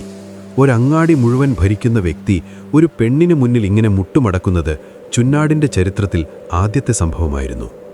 ആർച്ച ഒന്നും മിണ്ടാതെ മൂപ്പനെ തന്നെ നോക്കി നിന്നു. അവളുടെ നോട്ടത്തിൽ ഒരുതരം നീതിയുടെ തിളക്കമുണ്ടായിരുന്നു. തന്നെ അപമാനിച്ചവരെക്കാൾ തൻ്റെ ഭർത്താവിനെ പോലെയുള്ളവരെ പേടിപ്പിച്ച് ഭരിക്കുന്ന ഈ വ്യവസ്ഥിതിയോടായിരുന്നു അവളുടെ യഥാർത്ഥ അമർഷം. മൂപ്പനെ, എനിക്ക് ഈ മാപ്പപേക്ഷ കൊണ്ടൊന്നും തൃപ്തിയാവില്ല. ആർച്ചയുടെ ശബ്ദം അങ്ങാടിയിലാകെ മുഴങ്ങി. എല്ലാവരും ശ്വാസമടക്കി പിടിച്ചു നിന്നു. ഇന്ന് ഞാനൊരു പോരാളിയായതുകൊണ്ട് എനിക്ക് എന്നെയും എൻ്റെ ഭർത്താവിനെയും രക്ഷിക്കാൻ കഴിഞ്ഞു. എന്നാൽ ആയുധമെടുക്കാൻ അറിയാത്ത പാവപ്പെട്ട പെൺകുട്ടികൾ ഈ അങ്ങാടിയിലൂടെ കടന്നുപോകുമ്പോൾ അവർക്ക് എന്ത് സുരക്ഷയാണ് നിങ്ങൾ നൽകുന്നത്? പെണ്ണുങ്ങളെ കണ്ടാൽ ഉടുതുണിക്ക് വില പറയുന്ന ഈ തെമ്മാടികളെ വളർത്തുന്നത് നിങ്ങളെപ്പോലുള്ളവരുടെ മൗനമല്ലേ? ആർച്ചയുടെ ഓരോ ചോദ്യവും മൂപ്പൻ്റെ നെഞ്ചിൽ പ്രഹരമേൽപ്പിക്കുന്നത് പോലെ തോന്നി. അയാൾക്ക് മറുപടിയുണ്ടായിരുന്നില്ല. ചുറ്റും നിന്ന നാട്ടുകാർക്കും ആ വാക്കുകളിലെ സത്യം ബോധ്യപ്പെട്ടു. മൂപ്പൻ വീണ്ടും കൈകൂപ്പി പറഞ്ഞു, മോളെ, നീ പറയുന്നത് ശരിയാണ്. ഇനി മേലിൽ ഈ അങ്ങാടിയിൽ ഒരു പെൺകുട്ടിക്കും നേരെ ഇത്തരമൊരു സംസാരമുണ്ടാവില്ലെന്ന് ഞാൻ കടത്തനാട് ഭഗവതിയുടെ പേരിൽ സത്യം ചെയ്യുന്നു. ഈ ഗുണ്ടകളെ ഞാൻ ഇന്ന് തന്നെ ഇവിടുന്ന് പുറത്താക്കും. മൂപ്പൻ തൻ്റെ പിന്നിൽ നിന്ന ഭടന്മാരോട് നിലത്ത് കിടന്നിരുന്ന ഗുണ്ടാ നേതാവിനെ പിടിച്ചെഴുന്നേൽപ്പിക്കാൻ പറഞ്ഞു. അവർ അവനെ ആർച്ചയുടെ മുന്നിൽ നിർത്തി. അവനെക്കൊണ്ട് മാപ്പ് പറയിപ്പിച്ചു. അവൻ്റെ ആ പഴയ ഗാംഭീര്യമൊക്കെ പോയി വല്ലാത്തൊരു കോലം കെട്ട അവസ്ഥയിലായിരുന്നു അവൻ. ആർച്ച അവനെ ഒന്ന് രൂക്ഷമായി നോക്കിയിട്ട് മൂപ്പനോട് പറഞ്ഞു, ഇനി ഇത്തരം കാര്യങ്ങൾ ആവർത്തിച്ചാൽ അത് പറയാൻ ഞാനായിരിക്കില്ല വരുന്നത്. പുത്തൂരം വീട്ടിലെ പുരുഷന്മാരായിരിക്കും. അത് നിങ്ങൾ മറക്കരുത്. ആ വാക്കുകൾ അങ്ങാടിയിലുള്ളവർക്ക് ഒരു വലിയ താക്കീതായിരുന്നു. ചുന്നാട് അങ്ങാടി ഭരിച്ചിരുന്നവരുടെ അഹങ്കാരം അവിടെ പൂർണ്ണമായും തകർന്നു. അങ്ങാടിയിലെ കച്ചവടക്കാർ ആർച്ചയ്ക്ക് കുടിക്കാൻ പാലും ഇരിക്കാൻ പീഠവും കൊണ്ടുവന്നു. മോളെ, അള്ളിമലർക്കാവിലേക്ക് ഇനിയും ദൂരമുണ്ട്, ഒന്ന് വിശ്രമിച്ചിട്ട് പോകാം എന്നവർ സ്നേഹത്തോടെ നിർബന്ധിച്ചു. പക്ഷേ ആർച്ച അതിനൊന്നും തയ്യാറായില്ല. അവൾ തൻ്റെ ലക്ഷ്യത്തിലേക്ക് യാത്ര തുടരാൻ ആഗ്രഹിച്ചു. കുഞ്ഞിരാമൻ ഇപ്പോൾ വല്ലാത്തൊരാവേശത്തിലാണ്. അയാൾ അങ്ങാടിയിലുള്ളവരോട് തൻ്റെ ഭാര്യ വീട്ടിലെ വിശേഷങ്ങൾ വിവരിക്കാൻ തുടങ്ങി. നേരത്തെ പേടിച്ച് മരത്തിനു മുകളിൽ കയറാൻ നോക്കിയ ആളാണെന്ന് ഇപ്പോൾ കണ്ടാൽ പറയില്ല. വാ കുഞ്ഞിരാമ, നമുക്ക് വിളക്ക് കാണാൻ പോകണ്ടേ? ആർച്ചയുടെ ആ വിളി കേട്ടതും കുഞ്ഞിരാമൻ വേഗം അവളുടെ പിന്നാലെ ഓടി. അവർ അങ്ങാടിയിൽ നിന്ന് പടിയിറങ്ങുമ്പോൾ ചുന്നാടങ്ങാടിയിലെ ഓരോ വ്യക്തിയും അവരെ ബഹുമാനത്തോടെ നോക്കി നിന്നു. ഒരു പെണ്ണിന് തൻ്റെ അഭിമാനത്തിനു വേണ്ടി എങ്ങനെ പോരാടാം എന്നതിന് അവർക്ക് മുന്നിൽ ഒരു ഉദാഹരണമായി ആർച്ച മാറി. വഴിയിലുടനീളം ഇപ്പോൾ ആർച്ചയുടെ കരുത്തിനെക്കുറിച്ചുള്ള സംസാരങ്ങൾ മാത്രമായിരുന്നു. ചുന്നാടങ്ങാടിയിൽ ഇനി മുതൽ സമാധാനമുണ്ടാകുമെന്ന് ആർച്ചയ്ക്കുറപ്പായിരുന്നു. തൻ്റെ ചെറിയൊരിടപെടൽ ഒരു വലിയ മാറ്റത്തിന് തുടക്കമിട്ടു എന്ന ബോധ്യം അവളിൽ സന്തോഷം നിറച്ചു. യാത്ര തുടരുമ്പോൾ ആർച്ചയുടെ മനസ്സിൽ തൻ്റെ അച്ഛനും ചേട്ടനും നൽകിയ ആയുധവിദ്യകളോടുള്ള നന്ദിയായിരുന്നു. ഒരു സ്ത്രീക്ക് സമൂഹത്തിൽ ജീവിക്കാൻ വസ്ത്രവും ആഭരണവും മാത്രമല്ല, സ്വന്തമായൊരു കരുത്തുകൂടി വേണമെന്ന് അവൾ വീണ്ടും തിരിച്ചറിഞ്ഞു. ആറ്റിങ്ങൽ വീട്ടിലെ ആ ശാന്ത സ്വഭാവിയായ മരുമകളല്ല ഇപ്പോൾ ആർച്ച. അവൾ കടത്തനാടിൻ്റെ വീരപുത്രിയാണ്. ദൂരെ അള്ളിമലർക്കാവിലെ വിളക്കുകൾ തെളിയുന്നത് അവൾക്ക് കാണാമായിരുന്നു. ആ വെളിച്ചം തൻ്റെ ജീവിതത്തിലെ പുതിയൊരധ്യായത്തിൻ്റെ തുടക്കമാണെന്ന് അവൾക്ക് തോന്നി. കുഞ്ഞിരാമൻ അവളുടെ ഒപ്പം നടക്കുമ്പോൾ തൻ്റെ കയ്യിലെ വടി ഒരായുധമെന്ന പോലെ വീശാൻ ശ്രമിക്കുന്നുണ്ടായിരുന്നു. ആ കാഴ്ച കണ്ട് ആർച്ച ഉള്ളാലെ ഒന്ന് ചിരിച്ചു. അവരുടെ യാത്ര തുടരുകയാണ്, വീരസ്മരണകൾ നിറഞ്ഞ കടത്തനാടിൻ്റെ മണ്ണിലൂടെ.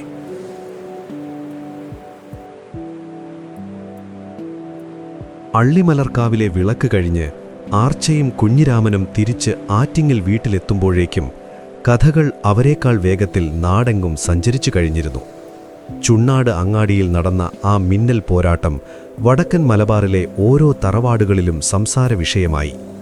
കാറ്റിലൂടെയും പുഴകളിലൂടെയും ആ വാർത്ത ഒഴുകി നടന്നു. പാതിരാത്രിയിൽ വിളക്കിന് ചുറ്റുമിരുന്ന് കഥകൾ പറയുന്ന മുത്തശ്ശിമാർ ആർച്ചയുടെ വീരഗാഥകൾക്ക് പുതിയ നിറങ്ങൾ നൽകി. ഈ സമയത്താണ് കേരളത്തിന്റെ തനതായ കലാരൂപമായ വടക്കൻ പാട്ടുകളിൽ ഉണ്ണിയാർച്ച ഒരു പ്രധാന നായികയായി ഉദിച്ചുയരുന്നത്.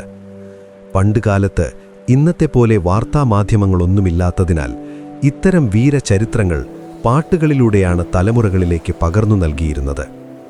പണന്മാരെന്ന് വിളിക്കപ്പെടുന്ന പാട്ടുകാർ തങ്ങളുടെ തുടികൊട്ടി തോളിലൊരു ചെറിയ സഞ്ചി തൂക്കി നാടുതോറും നടന്ന് ആർച്ചയുടെ പയറ്റുമുറകൾ പാടി നടന്നു. തറവാടുകളിലെ ഉമ്മർത്തിണ്ണകളിൽ ഇരുന്നുകൊണ്ട് അവർ ഈ പാട്ടുകൾ പാടുമ്പോൾ ആളുകൾ ശ്വാസമടക്കി പിടിച്ച് കേട്ടിരിക്കുമായിരുന്നു. പുത്തൂരം വീട്ടിലെ പെണ്ണ്, ഉറുമി ചുഴറ്റുന്ന ആർച്ച എന്ന വരികൾ കേൾക്കുമ്പോൾ ആരുടെ ഉള്ളിലും ഒരു പോരാട്ടവീര്യം ഉണരും. ഈ പാട്ടുകൾ കേവലം വിനോദത്തിനു വേണ്ടിയുള്ളതായിരുന്നില്ല, മറിച്ച് ഒരു ജനതയുടെ ചരിത്രം രേഖപ്പെടുത്താനുള്ള വഴി കൂടിയായിരുന്നു. ചുണ്ണാട് അങ്ങാടിയിൽ അവൾ നടത്തിയ ആ ഓരോ ചുവടും പാട്ടുകാർ താളാത്മകമായി വിവരിച്ചു. ഉറുമിയുടെ ആ ശബ്ദത്തെ അവർ പാട്ടിലെ താളത്തോടൊപ്പം ചേർത്തുവച്ചു. വടക്കൻ പാട്ടുകളിലെ ആർച്ച വെറുമൊരു സാധാരണ സ്ത്രീയല്ല, അവൾ നീതിയുടെയും സ്ത്രീത്വത്തിൻ്റെയും പ്രതീകമാണ്. ഈ പാട്ടുകൾ പാടുന്നത് പലപ്പോഴും കൊയ്ത്തുത്സവങ്ങളുടെ സമയത്താണ്. പാടത്ത് പണിയെടുക്കുന്ന സ്ത്രീകൾ തങ്ങളുടെ ജോലിഭാരം മറക്കാൻ ആർച്ചയുടെ കഥകൾ പാടാറുണ്ട്. കുനിഞ്ഞും നിവർന്നും കൊയ്യുമ്പോൾ ആർച്ചയുടെ ഉറുമി പോലെ അരിവാൾ വീശണം എന്നവർ തമാശയായി പറയുമായിരുന്നു. അതൊരാവേശമായിരുന്നു. ഒരു പെണ്ണിന് സമൂഹത്തിൽ ഇത്രയധികം കരുത്താർജിക്കാൻ കഴിയുമെന്നതിൻ്റെ ഏറ്റവും വലിയ തെളിവ്. ഈ പാട്ടുകളിലൂടെ ആർച്ച എന്ന വ്യക്തി ഒരു ഇതിഹാസമായി മാറുകയായിരുന്നു. വടക്കൻ പാട്ടുകളുടെ ലോകത്ത് ആർച്ചയുടെ സ്ഥാനം മറ്റാർക്കും അവകാശപ്പെടാൻ കഴിയാത്ത വിധം ഭദ്രമായി. ഈ പാട്ടുകൾക്ക് ഒരു പ്രത്യേക താളമുണ്ട്. അത് കേൾക്കുമ്പോൾ തന്നെ നമ്മുടെ ശിരകളിൽ ചോര തിളയ്ക്കും. ആർച്ചയുടെ വസ്ത്രധാരണം മുതൽ അവൾ ഉപയോഗിച്ച ആയുധങ്ങളുടെ വിവരണങ്ങൾ വരെ ഈ പാട്ടുകളിൽ വളരെ വ്യക്തമായി പറയുന്നുണ്ട്.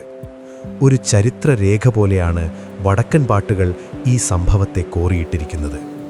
പിൽക്കാലത്ത് ഈ വരികൾ കേൾക്കുന്ന ആർക്കും 16-ാം നൂറ്റാണ്ടിലെ ആ പോരാട്ട ഭൂമിയിലേക്ക് ഒന്ന് പോയി വരാൻ തോന്നും. ആർച്ചയുടെ ഓരോ ശ്വാസവും ഓരോ ചലനവും ആ പാട്ടുകളിൽ ഇന്നും ജീവിക്കുന്നു. ഒരു യുദ്ധവീരന്റെ കഥയല്ല, മറിച്ച് ഒരു പെൺകരുത്തിൻ്റെ വിജയഗാഥയാണ് വടക്കൻ പാട്ടുകൾ നമുക്ക് മുന്നിൽ തുറന്നുവെക്കുന്നത്. ഈ പാട്ടുകളിലൂടെയാണ് ആർച്ച എന്ന പേര് ഇന്നും ഓരോ മലയാളി വീട്ടിലും മാറ്റൊലിക്കൊള്ളുന്നത്. വടക്കൻ പാട്ടുകൾ പരിശോധിക്കുമ്പോൾ മറ്റൊരു രസകരമായ കാര്യം ശ്രദ്ധയിൽപ്പെടും. സാധാരണ വീരഗാഥകളിൽ പുരുഷന്മാരുടെ പോരാട്ടങ്ങൾക്കാണ് കൂടുതൽ പ്രാധാന്യം നൽകാറുള്ളത്. എന്നാൽ ഉണ്ണിയാർച്ചയുടെ കാര്യത്തിൽ പാട്ടുകാർ ആ പതിവ് തെറ്റിച്ചു. അവളുടെ പോരാട്ടത്തെ ഒരു പുരുഷന്റെ കരുത്തിനോടല്ല, മറിച്ച് പ്രകൃതിയുടെ തന്നെ ശക്തിയോടാണ് അവർ ഉപമിച്ചത്. ഇടിമിന്നലിൻ്റെ വേഗതയും കാറ്റിൻ്റെ ശക്തിയും അവളുടെ ഉറുമിപ്പയറ്റിലുണ്ട് എന്നവർ പാടി.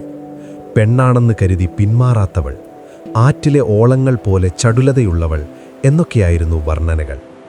ഈ വർണ്ണനകൾ കേവലം കവിഭാവനയല്ല, മറിച്ച് ആർച്ച ജനങ്ങളിൽ ചെലുത്തിയ സ്വാധീനത്തിൻ്റെ പ്രതിഫലനമായിരുന്നു. ആർച്ചയുടെ കഥ വടക്കൻ പാട്ടുകളിൽ ഇടം നേടിയതോടെ അത് സമൂഹത്തിൻ്റെ ചിന്താഗതിയിൽ തന്നെ വലിയ മാറ്റങ്ങൾ വരുത്തി തുടങ്ങി. പെൺകുട്ടികളെ കളരിയിലയക്കാൻ മാതാപിതാക്കൾ മടിച്ചിരുന്ന കാലത്ത് ആർച്ചയുടെ പാട്ടുകൾ അവർക്ക് പ്രചോദനമായി. എൻ്റെ മകളും ആർച്ചയെപ്പോലെ വളരണം എന്നാഗ്രഹിക്കുന്ന അമ്മമാരുടെ എണ്ണം കൂടി വന്നു. ഈ പാട്ടുകൾ രാത്രികാലങ്ങളിൽ വലിയ സദസ്സുകളിൽ പാടുമ്പോൾ അവിടെയുള്ള സ്ത്രീകൾക്ക് ലഭിക്കുന്ന ആത്മവിശ്വാസം ചെറുതല്ല. തൻ്റെ ഭർത്താവിനെ പോലും അല്പം പേടിപ്പിക്കാൻ ആർച്ചയുടെ കഥകളിലെ തൻ്റെ ഇടം സ്ത്രീകൾക്കൊരായുധമായി മാറി. പേടിത്തൊണ്ടനായ കുഞ്ഞിരാമനെ പോലും ഈ പാട്ടുകൾ വെറുതെ വിട്ടില്ല. അയാളുടെ പരിഭ്രമങ്ങളും ആർച്ചയുടെ തമാശ കലർന്ന ശാസനങ്ങളും പാട്ടുകളിൽ നിറഞ്ഞു നിന്നു. ചരിത്രകാരന്മാർ പറയുന്നത് വടക്കൻ പാട്ടുകൾ മലബാറിലെ സാമൂഹിക ചരിത്രത്തിൻ്റെ കണ്ണാടിയാണെന്നാണ്. ആർച്ചയുടെ ജീവിതം അതിലൊരു സുവർണ അധ്യായമാണ്. വടക്കൻ പാട്ടുകൾ പാടുന്ന ശൈലിയിൽ തന്നെ ഒരു ഗാംഭീര്യമുണ്ട്. ആ താളത്തിനൊത്ത് ഉരുമിലീശുന്നത് സങ്കൽപ്പിക്കുമ്പോൾ തന്നെ മനസ്സിനൊരു പ്രത്യേക ഊർജം ലഭിക്കും. ഈ പാട്ടുകൾ കേവലം കഴിഞ്ഞുപോയ ഒരു കാലത്തിൻ്റെ ഓർമ്മപ്പെടുത്തലല്ല, മറിച്ച് ഇന്നും ജീവിക്കുന്ന ഒരു സംസ്കാരത്തിൻ്റെ ഭാഗമാണ്. വടക്കൻ പാട്ടുകളിലെ ധീരനായ ആരോമൽ ചേകവർക്കും ചതിയനായ ചന്തുവിനുമൊപ്പം ആർച്ചയും തൻ്റെ സിംഹാസനം ഉറപ്പിച്ചു. അവളുടെ ഓരോ വരിയും അനീതിക്കെതിരെ പോരാടാനുള്ള ആഹ്വാനമായി ഇന്നും നിലനിൽക്കുന്നു. കാലം മാറിയതോടെ പാട്ടുകളുടെ രൂപവും ഭാവവും മാറി. പാട്ടുകൾ പുസ്തകങ്ങളായും പിന്നീട് സിനിമകളായും മാറി.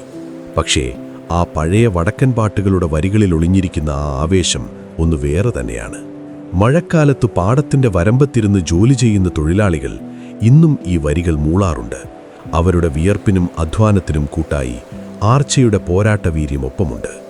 വടക്കൻ പാട്ടുകളുടെ ആ വലിയ സാഗരത്തിൽ ആർച്ച എന്ന പേര് ഒരു തിളങ്ങുന്ന മുത്തുപോലെ എന്നും അവശേഷിക്കും. ആർച്ചയുടെ കഥകൾ അവസാനിക്കുന്നില്ല. ഓരോ തവണയും ഈ പാട്ടുകൾ പാടുമ്പോൾ അവൾ വീണ്ടും വീണ്ടും ജനിച്ചുകൊണ്ടിരിക്കുന്നു. മലയാളി സ്ത്രീയുടെ പോരാട്ടവീര്യത്തിന്റെ ചരിത്രം എഴുതപ്പെട്ടത് വടക്കൻ പാട്ടുകളിലെ വരികളിലൂടെയാണ്.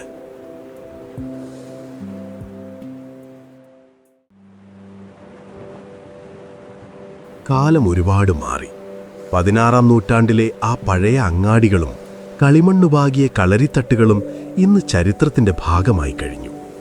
എങ്കിലും മലയാളിയുടെ ബോധമനസ്സിൽ ഉണ്ണിയാർച്ച ഇപ്പോഴും ആ ഉറുമി വീശി തന്നെ നിൽക്കുന്നു. വെറുമൊരു വടക്കൻ പാട്ടിലെ കഥാപാത്രം എന്നതിലുപരി കേരളത്തിലെ സ്ത്രീത്വത്തിന്റെ കരുത്തായി അവൾ മാറി. 16-ാം നൂറ്റാണ്ടിലെ ആ തന്റേടം 21-ാം നൂറ്റാണ്ടിലെ പെൺകുട്ടികൾക്കും ഒരു വലിയ പാഠമാണ്. ഉണ്ണിയാർച്ച എന്നത് ഇന്ന് വെറുമൊരു പേരല്ല, അതൊരു വിശേഷണമാണ്. ധൈര്യമുള്ള ഒരു പെൺകുട്ടിയെ കാണുമ്പോൾ നമ്മൾ ഇന്നും ചോദിക്കാറില്ലേ, നീയെന്താ ഉണ്ണിയാർച്ചയാണോ എന്ന്. ഒരു പേര് ഒരു ജനതയുടെ ഭാഷയിൽ ഇത്രയധികം അലിഞ്ഞു ചേരണമെങ്കിൽ ആ വ്യക്തി എത്രത്തോളം സ്വാധീനം ചെലുത്തിയിട്ടുണ്ടാവും എന്നൊന്ന് ചിന്തിച്ചു നോക്കൂ. ഈ സാംസ്കാരിക മാറ്റത്തിന് ഏറ്റവും കൂടുതൽ സഹായിച്ചത് മലയാളത്തിലെ സാഹിത്യവും സിനിമകളുമാണ്. വടക്കൻ പാട്ടുകൾ കേൾക്കാൻ കഴിയാത്ത പുതിയ തലമുറയ്ക്ക് ആർച്ചയെ പരിചയപ്പെടുത്തിയത് എഴുത്തുകാരും സംവിധായകരുമാണ്. 1961 പുറത്തിറങ്ങിയ ഉണ്ണിയാർച്ച എന്ന സിനിമ ആ കഥയെ കേരളത്തിന്റെ മുക്കിലും മൂലയിലും എത്തിച്ചു.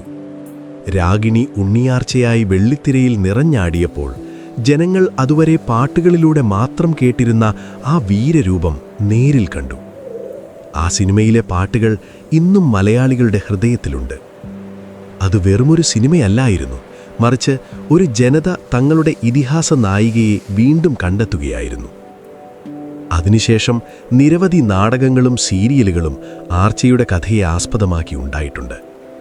ഓരോ തവണ ആ കഥ പറയുമ്പോഴും പുതിയ തലമുറയ്ക്ക് അത് വലിയൊരു ആവേശമാണ് നൽകുന്നത്. കേരളീയ സംസ്കാരത്തിൽ സ്ത്രീകൾക്ക് നൽകിയിരുന്ന സ്ഥാനം പലപ്പോഴും അടുക്കളയ്ക്കും അകത്തളങ്ങൾക്കുമുള്ളിലായിരുന്നു.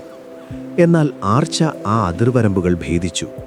പുരുഷന്മാർ മാത്രം അടക്കി വാണിരുന്ന പടക്കളങ്ങളിലേക്ക് അവൾ തലയുയർത്തി കടന്നു ചെന്നു. ഇത് പിൽക്കാലത്ത് കേരളത്തിലെ സ്ത്രീ മുന്നേറ്റങ്ങൾക്ക് വലിയൊരു പ്രചോദനമായി. ഒരു സ്ത്രീക്ക് ആയുധമേന്താമെന്നും അവൾക്ക് തൻ്റെയിടത്തോട് സംസാരിക്കാമെന്നും ആർച്ച തെളിയിച്ചു. ഇന്ന് നമ്മൾ പറയുന്ന സ്ത്രീ ശാക്തീകരണം 500 വർഷങ്ങൾക്ക് മുൻപേ കടത്തനാടിൻ്റെ മണ്ണിൽ ആർച്ച പ്രാവർത്തികമാക്കിയിരുന്നു. ആ ഒരു ചിന്താഗതിയാണ് ആർച്ചയെ ഒരു സാംസ്കാരിക ഐക്കണാക്കി മാറ്റുന്നത്. പാഠപുസ്തകങ്ങളിൽ ആർച്ചയുടെ കഥകൾ പഠിക്കുമ്പോൾ ഓരോ പെൺകുട്ടിയും സ്വയം ഒരു പോരാളിയായി സങ്കല്പിക്കാൻ തുടങ്ങുന്നു. അതുപോലെ തന്നെ കളരിപ്പയറ്റ് കേരളത്തിൻ്റെ തനതായ ആയോധന കലയുടെ ആഗോള പ്രശസ്തിയിൽ ഉണ്ണിയാർച്ചയ്ക്ക് വലിയൊരു പങ്കുണ്ട്. ഇന്ന് വിദേശികൾ പോലും കേരളത്തിൽ വന്ന് കളരി പഠിക്കുമ്പോൾ അവർ ആദ്യം കേൾക്കുന്ന പേരുകളിലൊന്ന് ആർച്ചയുടേതാണ്. പെൺകുട്ടികൾക്ക് കളരി പഠിക്കാൻ ഇത്രയധികം താൽപ്പര്യം വരാൻ ആർച്ചയുടെ കഥകൾ വലിയൊരു പങ്ക് വഹിച്ചിട്ടുണ്ട്. ഇന്ന് കേരളത്തിലെ പല കളരി കേന്ദ്രങ്ങളിലും ആർച്ചയുടെ ചിത്രം കാണാം. അവൾ ആ വിദ്യയുടെ ഒരു പ്രതീകമായി മാറി. വെറുമൊരു യുദ്ധതന്ത്രമല്ല, മറിച്ച് അത് ആത്മാഭിമാനത്തിനായുള്ളൊരു പോരാട്ടമാണെന്ന് ആർച്ചയുടെ ജീവിതം പഠിപ്പിക്കുന്നു. ഒരു സംസ്കാരത്തിൻ്റെ വേരുകൾ എത്ര ആഴത്തിലുള്ളതാണെന്ന് ആർച്ചയുടെ ഈ സ്മരണകൾ നമുക്ക് കാട്ടിത്തരുന്നു. ഇന്ന് സോഷ്യൽ മീഡിയയുടെ കാലത്തും ഉണ്ണിയാർച്ചയുടെ പ്രസക്തി കുറഞ്ഞിട്ടില്ല. മീമുകളിലും ട്രോളുകളിലും പോലും ആർച്ചയുടെ പേര് കടന്നു വരാറുണ്ട്. അത് ആ നായികയോടുള്ള ബഹുമാനമാണ് കാണിക്കുന്നത്. ഏതെങ്കിലും ഒരു സ്ത്രീ തനിക്കെതിരെയുള്ള അനീതിക്കെതിരെ ശബ്ദമുയർത്തിയാൽ ഉടനെ വരും കമൻറ്റുകൾ. ഇതാണ് ഇന്നത്തെ ഉണ്ണിയാർച്ച. കേരളത്തിൻ്റെ സാമൂഹിക വ്യവസ്ഥയിൽ ഒരു സ്ത്രീ എങ്ങനെയായിരിക്കണമെന്നതിൻ്റെ മാനദണ്ഡമായി ആർച്ച മാറി. ഭേടിയോടെ ഒതുങ്ങിക്കൂടാതെ പ്രതിസന്ധികളെ പുഞ്ചിരിയോടെ നേരിടാനുള്ള ആ മനോഭാവമാണ് മലയാളിക്ക് ആർച്ച നൽകിയ ഏറ്റവും വലിയ സമ്മാനം. നമ്മുടെ നാട്ടിലെ സ്വയം പ്രതിരോധ ക്ലാസുകളിൽ ഇന്നും ആർച്ചയുടെ കഥകൾ ഒരാവേശമായി പറയാറുണ്ട്. ആർച്ചയുടെ സ്വാധീനം കേവലം കഥകളിൽ മാത്രം ഒതുങ്ങുന്നില്ല. കേരളത്തിലെ പല സ്ഥലങ്ങളിലും, പ്രത്യേകിച്ചും വടക്കൻ മലബാറിൽ, ആർച്ചയുടെ സ്മരണാർത്ഥം സ്മാരകങ്ങളും ക്ലബ്ബുകളും പ്രവർത്തിക്കുന്നുണ്ട്. ആയോധന കലകൾ പ്രോത്സാഹിപ്പിക്കുന്നതിനായി ആർച്ചയുടെ പേരിൽ പുരസ്കാരങ്ങൾ നൽകുന്നു. ഇത് വരും തലമുറകളിലേക്ക് ഈ വീരചരിത്രം പകർന്നു നൽകാനുള്ള ശ്രമമാണ്. ലോകത്തിൻ്റെ ഏതു ഭാഗത്തുള്ള മലയാളിയാണെങ്കിലും ഉണ്ണിയാർച്ച എന്ന പേര് കേൾക്കുമ്പോൾ അവരുടെ ഉള്ളിൽ ഒരു പ്രത്യേക അഭിമാനം തോന്നും. അത് നമ്മുടെ ചരിത്രത്തിൻ്റെ കരുത്താണ്. സ്വന്തം വ്യക്തിത്വം പണയപ്പെടുത്താതെ ജീവിച്ച ആർച്ചയുടെ കഥ ഓരോ മലയാളി സ്ത്രീക്കും ഒരു ഊർജമാണ്. മറ്റൊരു പ്രധാന കാര്യം, ആർച്ചയുടെ കഥകൾ മതങ്ങൾക്കും ജാതികൾക്കും അപ്പുറമാണ് എന്നതാണ്. ചുന്നാടങ്ങാടിയിലെ ഗുണ്ടകളെ നേരിട്ട ആർച്ച ഒരു പ്രത്യേക വിഭാഗത്തിനു വേണ്ടിയല്ല പോരാടിയത്, മറിച്ച് അനീതിക്കെതിരെയായിരുന്നു. അതുകൊണ്ടുതന്നെ എല്ലാ വിഭാഗം ജനങ്ങളും ആർച്ചയെ ഒരുപോലെ സ്നേഹിക്കുന്നു. കേരളത്തിൻ്റെ മതേതര സംസ്കാരത്തിലും ഈ കഥയ്ക്ക് വലിയ സ്ഥാനമുണ്ട്. ഉത്സവപ്പറമ്പുകളിലും പള്ളിപ്പെരുന്നാളുകളിലും ഇന്നും വടക്കൻ പാട്ടുകൾ പാടുമ്പോൾ ആളുകൾ ജാതിമതഭേദമന്യേ അത് ആസ്വദിക്കുന്നു. ആർച്ച എല്ലാവരുടേതുമാണ്. ആ ഒരു സാർവത്രിക സ്വീകാര്യതയാണ് അവരെ ഇത്രയധികം പ്രിയങ്കരിയാക്കുന്നത്. ചുരുക്കത്തിൽ ഉണ്ണിയാർച്ച ഒരു വ്യക്തി എന്നതിലുപരി ഒരാശയമാണ്. ഭയത്തെ എങ്ങനെ അതിജീവിക്കാം എന്ന ആശയമാണ് അവൾ പകർന്നു തരുന്നത്. ആർച്ചയുടെ ജീവിതം നമുക്ക് നൽകുന്ന സന്ദേശം ലളിതമാണ്. നിങ്ങളുടെ ശക്തി നിങ്ങളുടെ ഉള്ളിൽ തന്നെയാണ്. അത് തിരിച്ചറിയുക. കേരളത്തിലെ ഓരോ തെരുവിലും ഓരോ വീട്ടിലും ഇന്നും ആർച്ചയുടെ പോരാട്ടവീര്യം ഒരു നിശബ്ദ സാന്നിധ്യമായി നിലകൊള്ളുന്നു.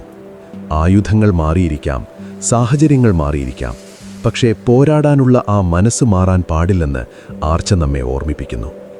വടക്കൻ പാട്ടുകളിലെ ആ വരികൾ ഇന്നും അന്തരീക്ഷത്തിൽ മുഴങ്ങുന്നത് വെറുതെയല്ല. അത് നമ്മിലെ പോരാളിയെ ഉണർത്താൻ വേണ്ടിയാണ്. കേരളീയ സംസ്കാരം നിലനിൽക്കുന്നിടത്തോളം കാലം ഉണ്ണിയാർച്ച എന്ന ഈ വീരനാമം ഇനിയും തിളങ്ങിക്കൊണ്ടിരിക്കും. ആർച്ചയുടെ ആ തൻ്റെ ഇടം ഇന്നും നമ്മുടെ പെൺകുട്ടികളുടെ കണ്ണുകളിൽ തിളങ്ങുന്നത് കാണുമ്പോൾ ആ ഇതിഹാസം ഇന്നും ജീവിക്കുന്നുവെന്ന് നമുക്കുറപ്പിക്കാം.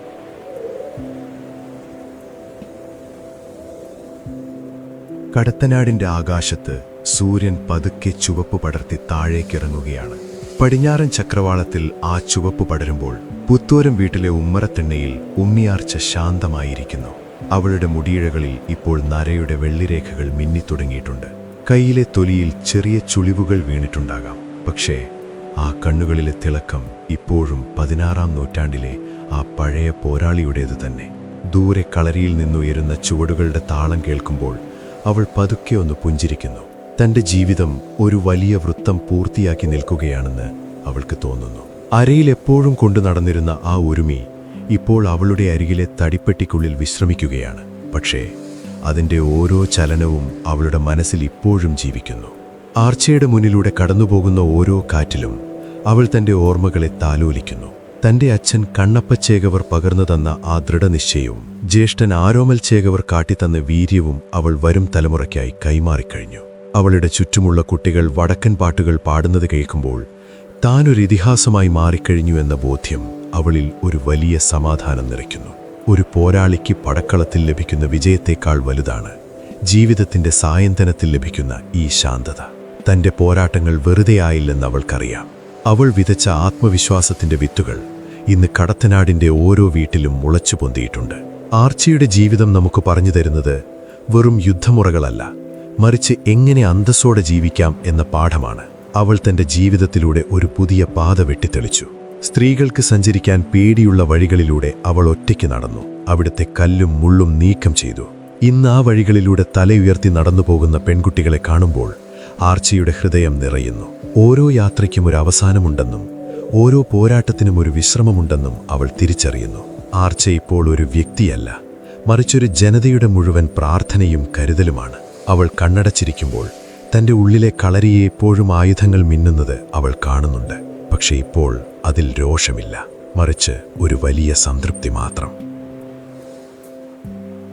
കടത്തനാടിൻ്റെ മണ്ണിലെ ആ ചുവന്ന നിറം തൻ്റെ ചോരയിലുമുണ്ടെന്ന് അവൾ അഭിമാനത്തോടെ ഓർക്കുന്നു. തൻ്റെ മക്കളും കൊച്ചുമക്കളും അവളുടെ അരികിൽ വന്നിരുന്ന് ആ പഴയ കഥകൾ കേൾക്കാൻ കൊതിക്കുന്നു. പക്ഷേ അവളിപ്പോൾ കൂടുതൽ സംസാരിക്കാറില്ല. അവളുടെ മൗനത്തിൽ പോലും ഒരു വലിയ ചരിത്രമുണ്ട്. പണ്ടങ്ങാടിയിൽ ഉറുമി വീശിയ ആ കൈകൾ ഇന്ന് പതുക്കെ തൻ്റെ കൊച്ചുമക്കളുടെ തലയിൽ തലോടുന്നു. ആ സ്പർശനത്തിൽ ഒരു പോരാളിയുടെ കരുത്തും ഒരമ്മയുടെ വാത്സല്യവും ഒരേപോലെ അടങ്ങിയിരിക്കുന്നു. തൻ്റെ ദൗത്യം പൂർത്തിയായി എന്നുറപ്പായതോടെ ആർച്ച പതുക്കെ വിശ്രമത്തിലേക്ക് നീങ്ങുകയാണ്. കടത്തനാടിൻ്റെ ചരിത്രത്തിലെ ആ സുവർണ അധ്യായം ഇവിടെ പതുക്കെ അവസാനിക്കാൻ ഒരുങ്ങുന്നു. ഉണ്ണിയാർച്ചയുടെ കഥ ഇവിടെ അവസാനിക്കുമ്പോൾ അത് നമ്മിൽ അവശേഷിപ്പിക്കുന്നത് മരിക്കാത്ത വീരസ്മരണകളാണ്. വടക്കൻ പാട്ടുകളിലെ ആ വരികൾ ഇന്നും അന്തരീക്ഷത്തിൽ അലിഞ്ഞു ചേർന്നു കിടക്കുന്നു. ഉണ്ണിയാർച്ച എന്ന പേര് ഇന്നും ഓരോ മലയാളിയുടെയും ഉള്ളിൽ ആവേശത്തിൻ്റെ കനലുകൾ കോരിയിടുന്നു. അവൾ വെട്ടിത്തെളിച്ച ആ പാതയിലൂടെ ഇനിയും ആയിരക്കണക്കിന് ആർച്ചമാർ ഉയർന്നുവരുമെന്ന് നമുക്കുറപ്പാണ്. ആർച്ചയുടെ ജീവിതം ഒരു പാഠപുസ്തകമാണ്.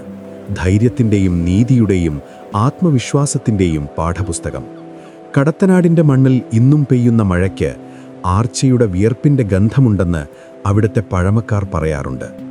ആ മണ്ണിൽ ചവിട്ടി നിൽക്കുമ്പോൾ നമ്മളും അറിയാതെ ഒരു പോരാളിയായി മാറുന്നു. ഇപ്പോൾ പതുക്കെ പതുക്കെ ഈ കഥയുടെ തിരശീല വീഴുകയാണ്. രാത്രിയുടെ യാമങ്ങൾ കൂടുതൽ അഗാധമാകുമ്പോൾ കടത്തനാട്ടിലെ ആ പഴയ കളരിത്തറകളും നിശബ്ദമാകുന്നു. ആർച്ചയുടെ ഉരുമിയുണ്ടാക്കിയ ശബ്ദം ഇപ്പോൾ കാറ്റിലെ ഒരു നേർത്ത മർമ്മരമായി മാറിയിരിക്കുന്നു.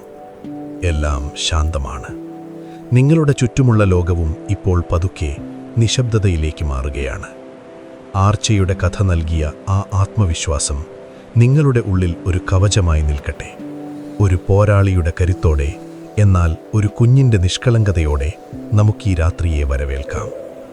ഭയപ്പെടാനൊന്നുമില്ലെന്ന് ആർച്ചയുടെ ജീവിതം നമ്മെ ഓർമ്മിപ്പിക്കുന്നു. ഇരുട്ടിനെ വെളിച്ചമാക്കാൻ നമ്മുടെ ഉള്ളിലെ ആ ധൈര്യം മാത്രം മതി. ഇനി നമുക്ക് പതുക്കെ വിശ്രമത്തിലേക്ക് നീങ്ങാം. നിങ്ങളുടെ ശ്വാസോച്ഛ്വാസം പതുക്കെയാകട്ടെ. ഓരോ ശ്വാസത്തിലും ആർച്ചയുടെ ആ ശാന്തത നിങ്ങളുടെ ഉള്ളിലേക്ക് പടരട്ടെ. മനസ്സിൻ്റെ എല്ലാ ആകുലതകളിൽ നിന്നും മോചിപ്പിക്കൂ. നക്ഷത്രങ്ങൾ ആകാശത്ത് കാവൽ നിൽക്കുന്നുണ്ട്. ആർച്ച കടത്തനാടിന് കാവൽ നിന്നതുപോലെ. കണ്ണുകൾ പതുക്കെ അടയ്ക്കാം. ഉറക്കത്തിൻ്റെ ആഴങ്ങളിലേക്ക് നമുക്ക് പതുക്കെ ഊർന്നിറങ്ങാം. അവിടെ വീരഗാഥകൾ സ്വപ്നങ്ങളായി നിങ്ങളെ തേടി വരും. പോരാട്ടങ്ങൾ അവസാനിച്ചു. ഇനി സമാധാനത്തിൻ്റെ സമയമാണ്. നാളെ ഉണരുമ്പോൾ പുതിയൊരു കരുത്തോടെ, പുതിയൊരു പ്രകാശത്തോടെ നമുക്ക് ലോകത്തെ നേരിടാം. അതുവരെ ഈ ശാന്തത നിങ്ങളെ പൊതിയട്ടെ. നിങ്ങളുടെ ചുറ്റുമുള്ള അന്തരീക്ഷം ഇപ്പോൾ എത്രയോ സുരക്ഷിതമാണ്. ആർച്ചയുടെ ആത്മവിശ്വാസം നിങ്ങളുടെ തലയിണയ്ക്ക് താഴെ ഒരു കാവലായിരിക്കുന്നു എന്ന് സങ്കൽപ്പിക്കൂ. രാത്രിയുടെ തണുത്ത കാറ്റ് നിങ്ങളുടെ നെറ്റിയിൽ തലോടുമ്പോൾ അത് കഴിഞ്ഞുപോയ വീരചരിത്രങ്ങളുടെ സ്നേഹസ്പർശനമാണെന്ന് കരുതുക. ഒന്നിലും വേവലാതിപ്പെടാതെ, മനസ്സിനെ ഒന്നിനും വിട്ടുകൊടുക്കാതെ പതുക്കെ ഉറക്കത്തിലേക്കാണ്ടുപോകാം. സ്വപ്നങ്ങളുടെ ലോകത്ത് നിങ്ങൾ ഒരു പോരാളിയാണ്, ഒരു രാജാവാണ്, അല്ലെങ്കിൽ ഒരു രാജ്ഞിയാണ്. അവിടെ നിങ്ങൾക്ക് അസാധ്യമായി ഒന്നുമില്ല. മനോഹരമായ സ്വപ്നങ്ങൾ നിങ്ങളെ കാത്തിരിക്കുന്നു. പ്രിയ സ്വപ്നസഞ്ചാരി, നിങ്ങൾക്ക് ഞാൻ നല്ലൊരു ശുഭരാത്രി നേരുന്നു.